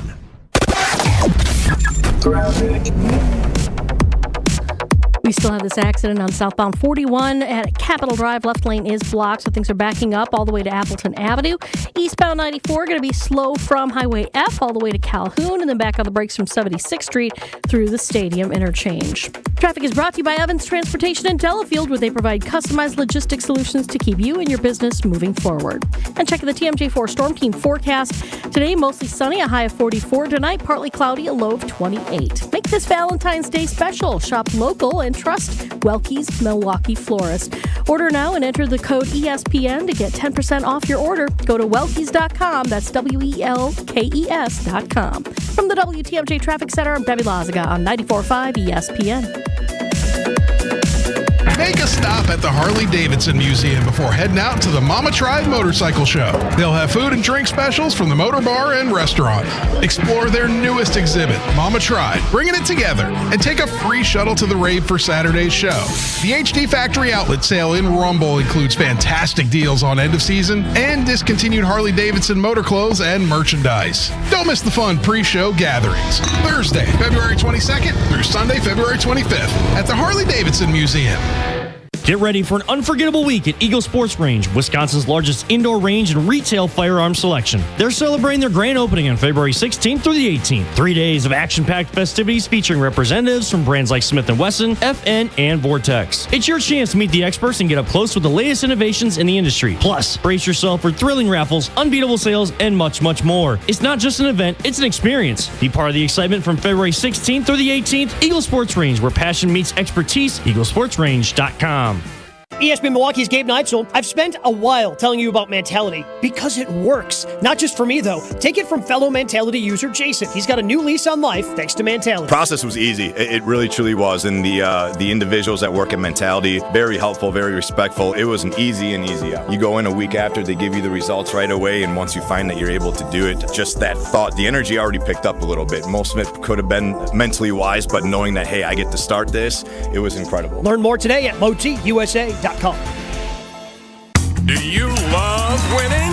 This February, head to Potawatomi Casino Hotel Milwaukee and fall head over heels with the Love It or Leave It $400,000 game show. Thursday nights, you could play the Love It or Leave It game show where you can love your prize or leave it for another. Play with your club card to earn drawing entries. Top prize is $10,000 in cash. It's time for Love It or Leave It. Only at Potawatomi. Learn more at PaceBig.com. Must be 21 years old and a club member to play. ESPN Wisconsin's Mark Tauscher here for my friends at Kohler Services. Thinking about updating your bath or shower? Well, turn to Kohler Services for end-to-end bath and shower remodeling. Family owned for 150 years, Kohler is your Wisconsin manufacturer providing care for life. This month only, get a free toilet with your Lugstone shower purchase, and you pay nothing until 2025. Visit KohlerServicesWI.com to request your free quote with fast, professional installation always included. Again, that's KohlerServicesWI.com. This is Jen, Gabe, and Chewy. So overrated. Come on, his head is a pumpkin. Yeah, he's so right. Chewy's never been more right Ed about anything. Sheeran. Chewy was right. Holy, Chewy was right. Yeah. Imagine the helmet on that dome. It'd be the first 8.5 size. What the? On 94.5 ESPN.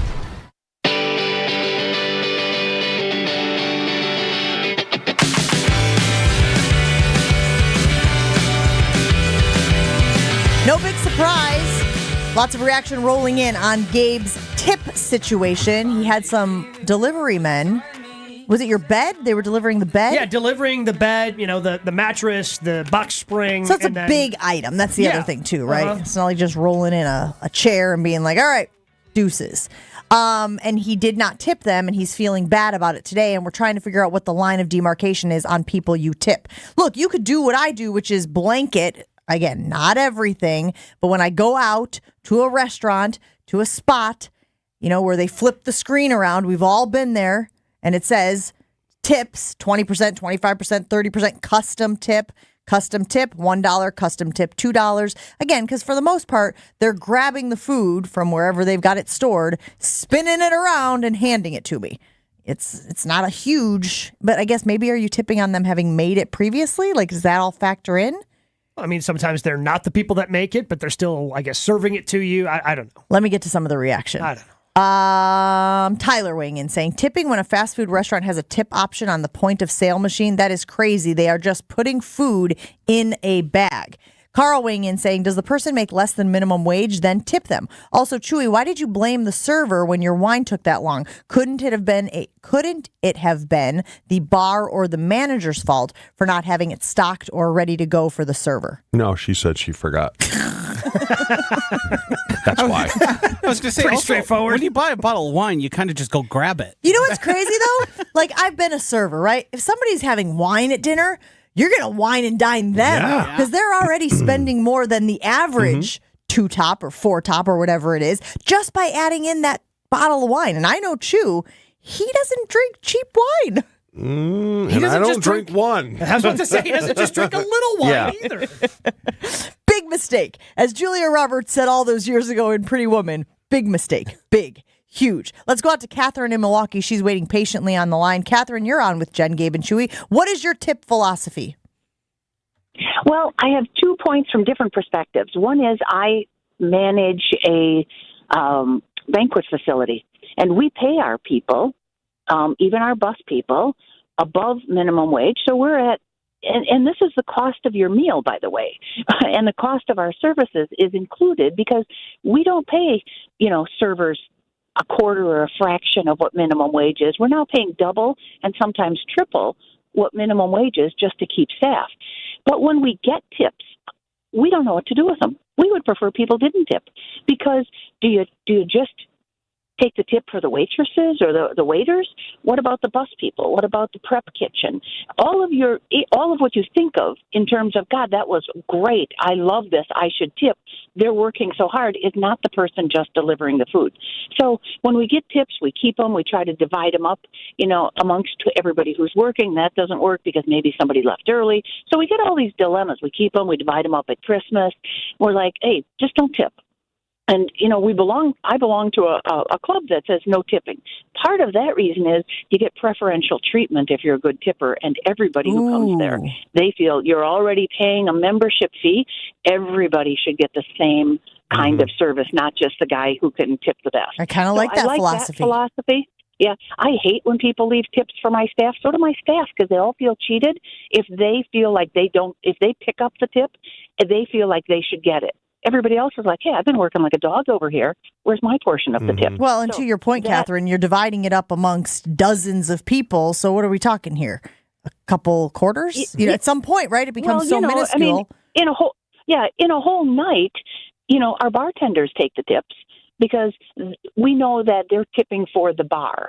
So our bartenders actually make less than our service people, and they make out on the bar tips. So they're clamoring for the bar activity, but they're also a little specialty trained. So anyway, that's my thought about from a perspective of, gosh, I wish you wouldn't leave tips. It just makes everybody feel bad. People should pay the people who come to work a fair wage. And even our high school kids who work make $15 an hour now. So I don't want people to tip at my business. The other thing is when I call service people, and I just paid $1,000 to have my garage door repaired. You know, he had to replace the garage door opener, not a new garage door, just the opener, over $1,000. What am I tipping on this guy? You know, he's an independent contractor. Am I tipping him for that? But It was a really hot day. And I said, "Hey, buddy, can I get you some fresh made lemonade or an iced tea or something? Hey, come out of the sun, sit in the shade a minute." Oh, do you think he appreciated that more? The genuine kindness, I think. Mm-hmm. I think of tipping in other ways than just money. I think we ought to be genuinely kind to people. And I said, "Hey, it's hot. Come, get out of that heat. You know, come sit down a minute. Can I get you? I made some, got some fresh cookies and some lemonade. Can I do that for you?" Catherine, we appreciate the call. Thanks for hanging out with us. Great to have that perspective on Jen, Gabe, and Chewy. Lots of reaction rolling in, though, guys.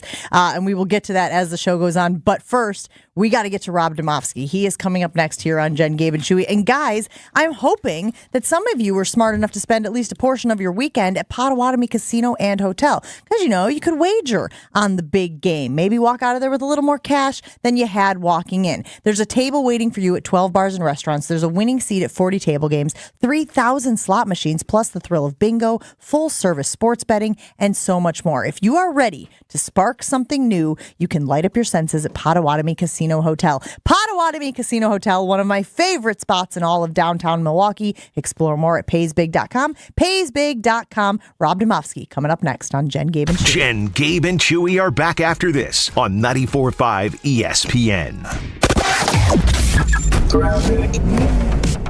Our accident on southbound 41 at Capitol Drive has been cleared out of the way, so that's good news. Still seeing some delays back to Appleton Avenue.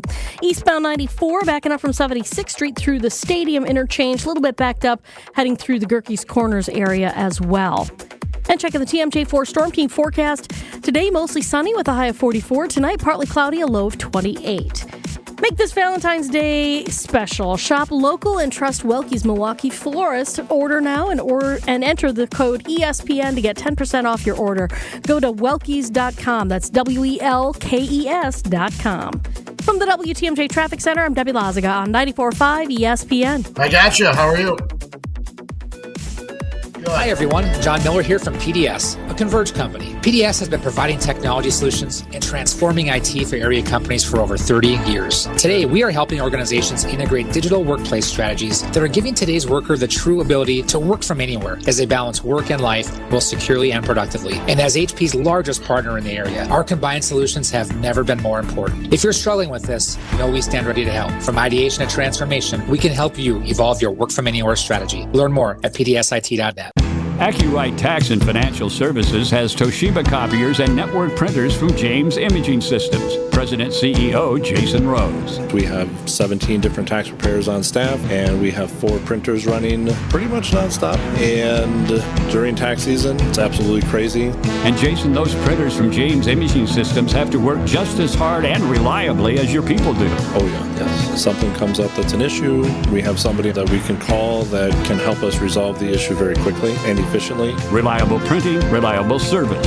That's a good thing. That is a good thing. That helps tremendously keep us being productive, keeps those tax returns going. Jason, bottom line for your practice? Happy clients, happy workers, happy me.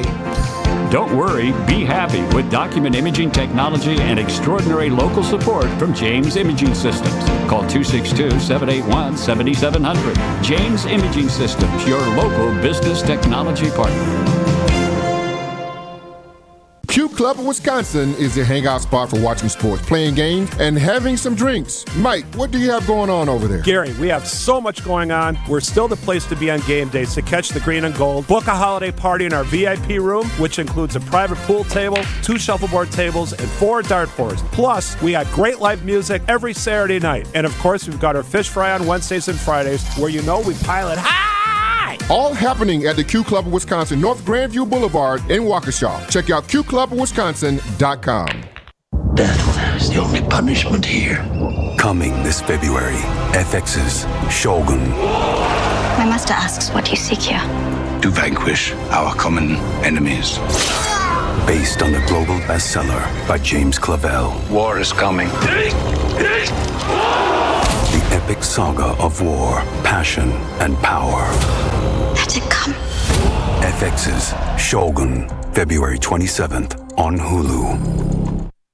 Life insurance. Why are you putting it off? Can't afford it? Too much hassle? Think you don't need it? There's lots of excuses for putting off life insurance. But if you weren't there, who would pay the mortgage and other bills? With Ethos, you could be covered in 10 minutes and boom, family protected. Ethos, fast and easy online term life insurance. Up to $2 million in coverage with no medical exam. Some policies as low as $1 a day. Answer a few health questions and get your free quote at checkethos.com. That's checkethos.com. ESPN's #1 source for green and gold information. What's the biggest mistake that new quarterbacks make? Turnovers. And he hasn't had it. And mating rituals. The Shed Aquarium in Chicago was one of my favorite school field trips, and I believe there were dolphins there, but they left that out. Our most musically inclined and bald guest. Wow, I'm a little, it's only love. It's only love. It's Rob Domofsky on Jen, Gabe, and Chewy.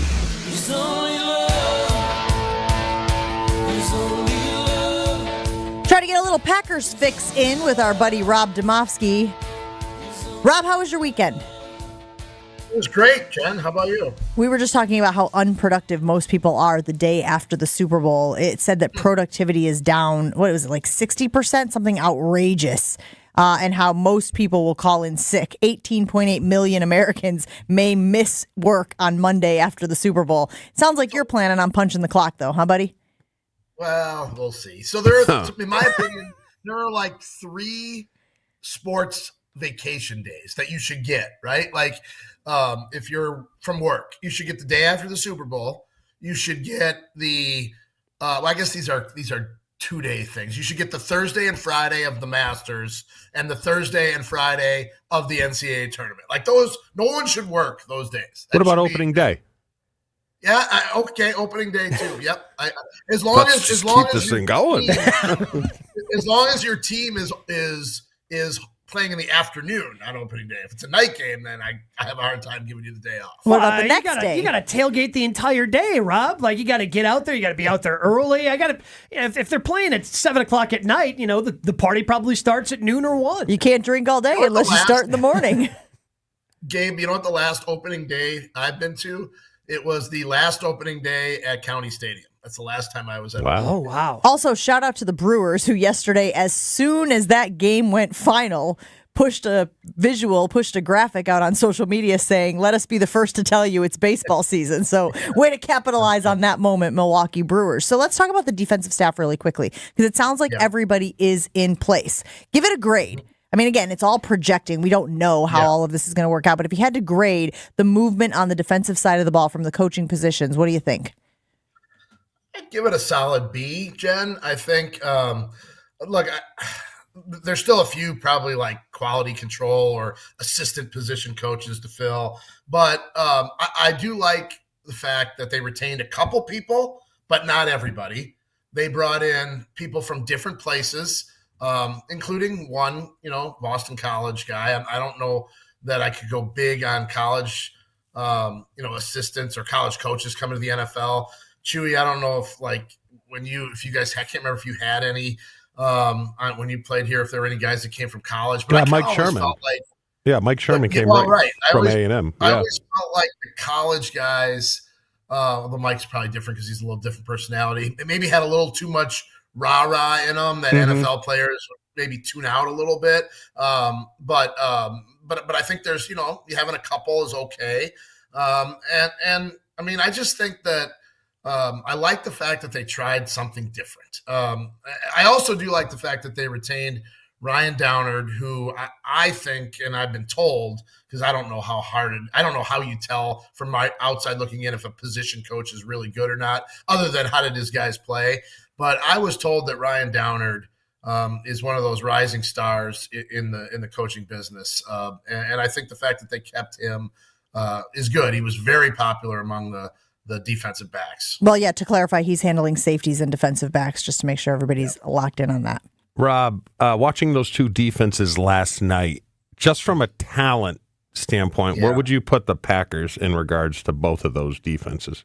Not there yet. I thought two things that those teams did pretty well last night. And this is just without looking at any stats or anything. It didn't seem like they missed a lot of tackles, and it seemed like they were fast and pursued. That part of it was, to me, impressive. How many times did both quarterbacks have to get out of the pocket? It seemed like a lot to me. It seemed like those guys were under pressure quite a bit. I thought now Dre Greenlaw got hurt. How weird was that, by the way? It's terrifying, Rob. That could happen to anybody. That was terrifying. Yeah. But how good and fast were those linebackers for both teams? Yes. Really. I just thought, and that's getting back, Jen, to the original thing about the new staff. One of the things about them running a 4-3 base system. Now, I know we talked before, you don't run that much base, but having more linebackers, more off-the-ball linebackers on the field, I think could be a good thing if you can find guys that can run and get downhill. I think that's an exciting possibility. Well, so one of those guys we thought when they drafted could run and get downhill and be this athletic freak was Quay Walker. And his first 2 years, I think there was some excitement after his rookie year. This past year, it was pretty... to me, he was just about every other Packers inside linebacker that they've had over the last decade. It's okay. Do we think this new coaching staff can unlock some of the athleticism that he showed at the combine and in college football? I do want it on the record that I think that Quay Walker had a better year than Gabe did. I keep saying that I think that it was coaching, and the coaching limited his ability to make big plays. But yes, I am hopeful that they will be able to get even more out of him in the upcoming seasons. I'm with you, Gabe. I'm with you, both of you, in this regard. I do think he's really talented, Jen. But Gabe, I do agree that I think he was better as a rookie than he was this past year. I do think he's one of the guys that if you're coming in as a new defensive staff and you're looking at where do we start on defense. I think I remember telling you guys a couple weeks ago that when Dom Capers came in and they went from 4-3 to 3-4. Somebody told me that the two most important positions were nose tackle and edge rusher in a 3-4. Well, in a 4-3, the inside linebackers, the off-the-ball linebackers might be the most important guys. And I think if you're looking at it, if you're the staff and you're looking at, all right, who do we build this thing around? I think Quay Walker is a darn good place to start. And giving him, I don't want to use the word freedom because that implies that he kind of freelances and goes off script. But I think giving him more responsibility, giving him more opportunity to make plays could be a really good thing for this defense because from an athletic standpoint, if you're just starting a list 1 through 25 or however many there are on defense, if Quay Walker is not number one, I'm not sure who is. How big is he? Quay? He's really 6'4". Is that what you're asking, Quay? How big is he? Yeah. Because I don't think he's a runner though. Pete. He would probably go to the tight end because that backside guy is that's the cleanup guy. That's the guy that makes a lot of tackles. Is he fast enough to maybe play on the weak side? Yeah, 6'4", 241 is what he's listed at, by the way. Okay. You know what? He's really lean. You look at him and he looks kind of like a tight end to me. Kind of like the running tight end. Maybe he's a little probably thicker, but if you put Tucker Kraft and Luke Musgrave next to him, in 2 years when Tucker Kraft and Luke Musgrave have 2 years of NFL strength and building, I think you could see similar body types there. Okay. Rob, we talked a little bit about the Super Bowl and the Chiefs, dynasty. I guess we're definitely using the D word there. Why do you think the Packers couldn't do what the Chiefs have been able to do when they had Aaron Rodgers under center? That's a really good question. I think that this is going to sound simple, but to win the Super Bowl, you have to get to the Super Bowl. And if you just go through all the opportunities that they had in championship games, because I think they had plenty of opportunities where they should have gotten to one, maybe two, at least more Super Bowls, right? I mean, like we could just go through the championship games. 2014 certainly probably should have won that game. 2019, 2020, like all those playoff losses. The Tampa, which year was Tampa? 20? Was 20. It 2020? Yeah, the COVID year. I mean, should have been in the Super Bowl there, right? I mean, 2011 obviously didn't even make it out of the first playoff game, but you have to put yourself in position to get there. And I just think like each one of those games, and I don't think there was one reason that they didn't do it. I just think individually there were opportunities that if you had gotten by one or two more of those things, you'd be looking at it a little bit differently. The other thing, Jen, and I've said this before, and it's really freaking hard to win the Super Bowl. It's really hard to get there. I'll tell you this story real quick. Last time the Packers were playing the Saints with Rodgers and Breeze, so I don't know what year that would have been, 20 or 21. I think it was Breeze's last year. Our editors at ESPN.com got me and our Saints reporter together and wanted us to combine on a story about why Drew Brees and Aaron Rodgers hadn't been to more Super Bowls. And it was a Zoom call, and I started it by saying, I'll tell you why they haven't been to more Super Bowls. And the guy leaned in. He was really interested in hearing. And I said, because it's really freaking hard to get to the Super Bowl. That was my answer. And I don't think we ended up doing the story. I can't remember if I talked about it or not. We've talked a lot about the defense, obviously, new defensive coordinator, new coaching staff, a lot of room and opportunity for growth. What do you think offensively is the biggest thing they need to address this offseason? Well, I think, and I don't know that this immediately helps them for the 2024 season, but they've got to draft and they've got to find Aaron Jones' successor. You have to. We saw how important Aaron Jones was to this football team in the final, 6 weeks of the season, last 4 regular season and playoff games. They have to. Like this offense, and you saw it with Christian McCaffrey last night. This offense, for all the quarterback talk, must be built around the threat of a running game and an effective running game. And I mean, it's the same, right? It's the same offense. Although I actually thought that watching San Francisco last night, I thought they used less motion than the Packers used this year, which I was a little surprised. It surprised me a little bit. And you actually even heard Tony Romo a couple times last night saying, they should use motion here to figure out what Kansas City's doing. And I didn't think they did it very much. But to me, you've got to do that. I don't know, Gabe, I can't sit here and say that they're deficient or need any more weapons for next year. I really don't, because if you draft a tight end and a receiver, who are they going to play? Like, who are you going to take off the field? I think they're really good there. I think that you never can have enough offensive linemen, and David Bakhtiari's situation obviously is unclear. So if you add another high draft pick tackle and find Aaron Jones' successor and work him in a little bit this season, I think you're where you need to be offensively. Last thing for you, Rob, before we let you go, the overtime rules obviously changed. We were aware of that. Tony Romo was talking about that during the broadcast. But it sounds like the 49ers players were not aware of the overtime rules, and maybe that explains the decision that Kyle Shanahan made to take the ball first in overtime. How big of an F-up is that by the Niners? Yeah, I think there's two schools of thought there, regardless of whether they knew the rules or not. People say the advantage is to go on defense first, right? Because then you know what you have to do. And you also sort of get an extra down, like if that makes sense, because you know you have to go absolutely on fourth down. Here's my whole thing on this. And a buddy of mine texted me in a group chat with a bunch of sports fans, buddies of mine. He's like, I have a problem with the overtime rules being different in the the playoffs or Super Bowl than it is in the regular season. Like that, to me, is I think is where maybe they need to look at. However, I understand from a player safety standpoint. I mean, that game went almost a full extra quarter, right? Last night. The risk of injury is great. The one thing that I thought was kind of interesting is that they didn't really explain, neither the referee, he sort of did when Bill Vinovich said we're going to start a new game. But I think some people thought that when the first overtime period was ticking down, that they were in like a 2-minute situation and we're going to run out of time, which I don't believe is the case, right? Right. It just goes to right. And we were talking about that. Why was the clock even on the screen? Why do they even have that up there? I said the same thing. I said, why put a clock up there?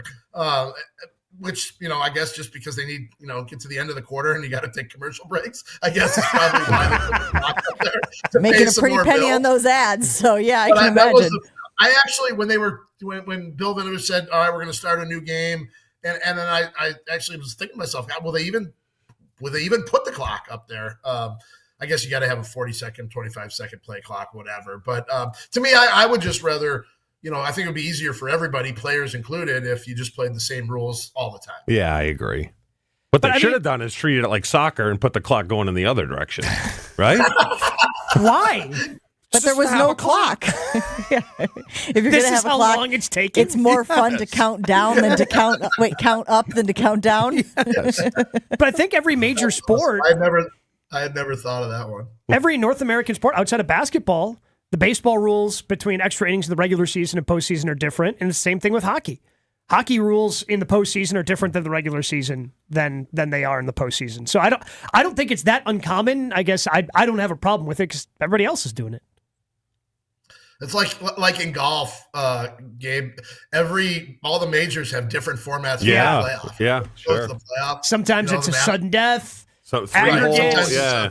3-hole, 4-hole. I think the U.S. Open finally did away with the 18-hole Monday playoffs the day after, because that thing was always just anticlimactic. Well, for the record, Tiger won it. For the record, Kyle Juszczyk did say after the game, I didn't even realize the playoff rules were different in overtime. I assume you want the ball and score a touchdown and win. I guess that's not the case. I don't totally know the strategy there. We hadn't talked about it. No. So as we're saying this, I just got an ESPN alert on my phone that says must be a story about 49ers not knowing the overtime rules. So timely stuff. All right, Rob, listen, we have really enjoyed having you on our program. I know you'll pop in here and there as the off season gets underway, but great work all season long, and we'll talk to you again soon. Well, thanks, guys. Really appreciate it. Have a great off season. All right, you too, Rob.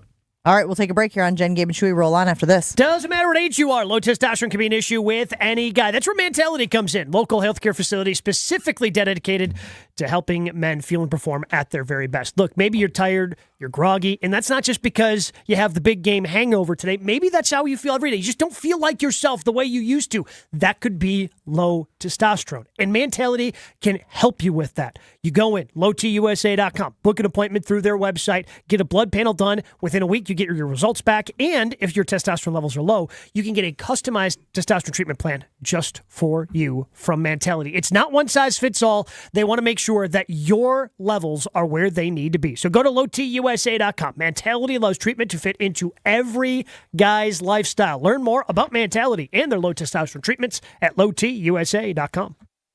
Never miss out on a second of the show. Find Jen, Gabe, and Chewy on Spotify, Apple, or wherever you get your podcasts with Wisconsin On Demand. Sponsored by Celsius Essential Energy Drink. Individuals and businesses with tax problems, listen carefully. If you owe over $10,000 in back taxes or have unfiled tax returns, U.S. Tax Shield can help you take back control. The IRS can seize your bank accounts, garnish your paycheck, close your business, and file criminal charges. Our team of tax attorneys can stop collections and get you protected. U.S. Tax Shield offers a price protection guaranteed quote to get you protected today. U.S. Tax Shield is A+ rated with the BBB, so call 800-494-6139. U.S. Tax Shield, 800-494-6139. Without the ones like you, who work tirelessly to keep things running, everything would suddenly stop. Hospitals, factories, schools, and power plants, they all depend on you. No matter the weather, emergency, or time of day, you're the ones who get it done. At Grainger, we're here for you with professional-grade industrial supplies. Count on real-time product availability and fast delivery. Call, clickgrainger.com, or just stop by. Grainger, for the ones who get it done. For over 4 decades, one name has stood out as a symbol of excellence in automotive sales and service. It's the Boucher Automotive Group, dedicated to providing exceptional experiences to all of our valued customers. We will help you find the perfect vehicle within your budget while respecting your time. With 20 convenient locations, we're the one-stop destination for all your automotive needs. At Boucher, we're your trusted partner on every mile of your journey, riding with you every mile since 1977.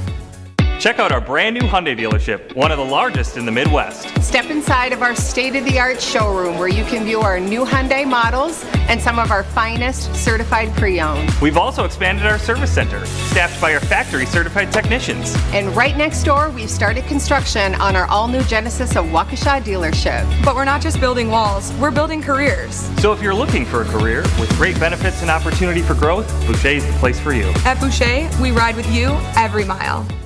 How much does it cost to talk to Gruber Law Offices after a serious crash?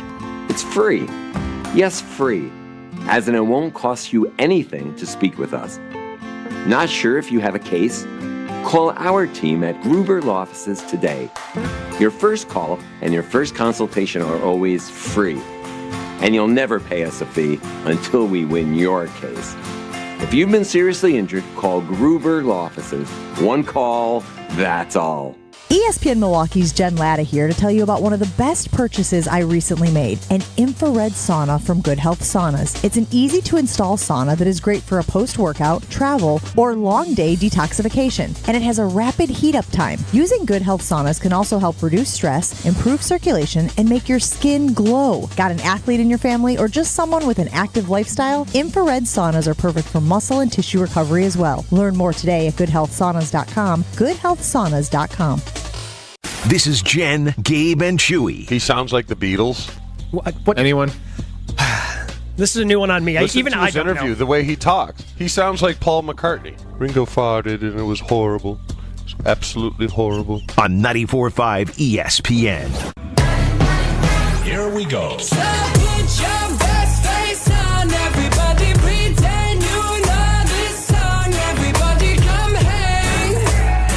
Let's go out. We have talked about corn dogs on this show, not today, but in the past. Corn dogs, the old Jackie. corn dog. Corn dogs. Gotta have a stick. Apparently, that's the name of the play that won the Super Bowl, Chew. It's gotta have a old stick? corn That's the dog. name of the play? Oh, corn Oh, yeah. dog. I'm sorry. It was the exact same play as Do you last like year. corn dogs?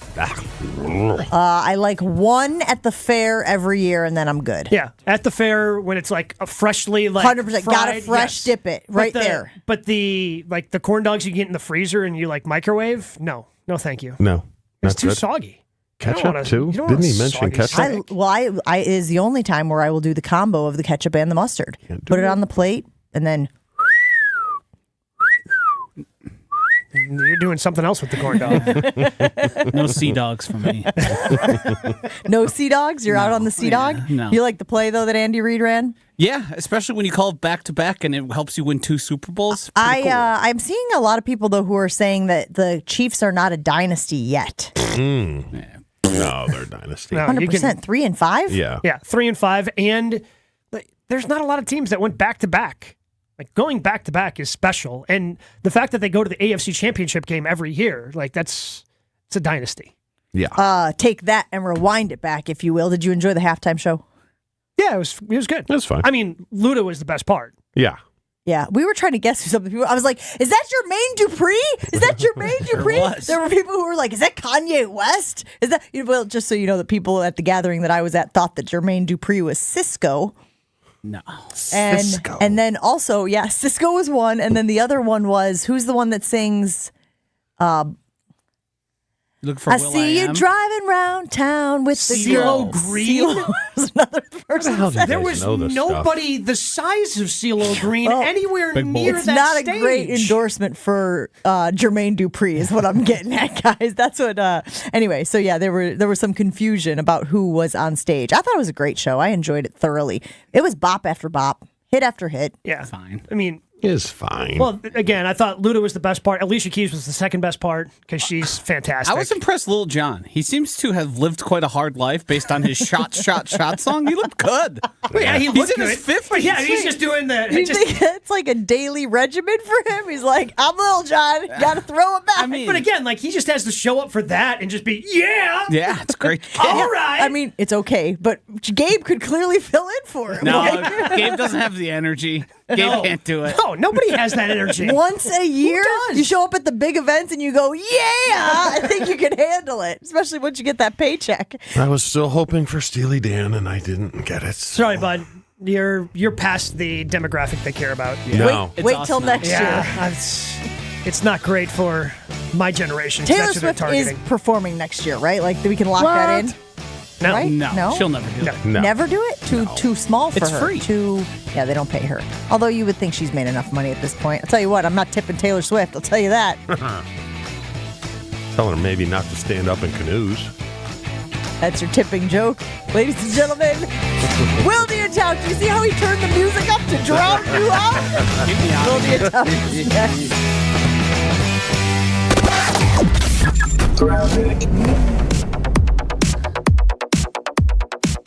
We are just seeing one accident left over right now on 4394 southbound, right about at Beecher. It's off on the right shoulder.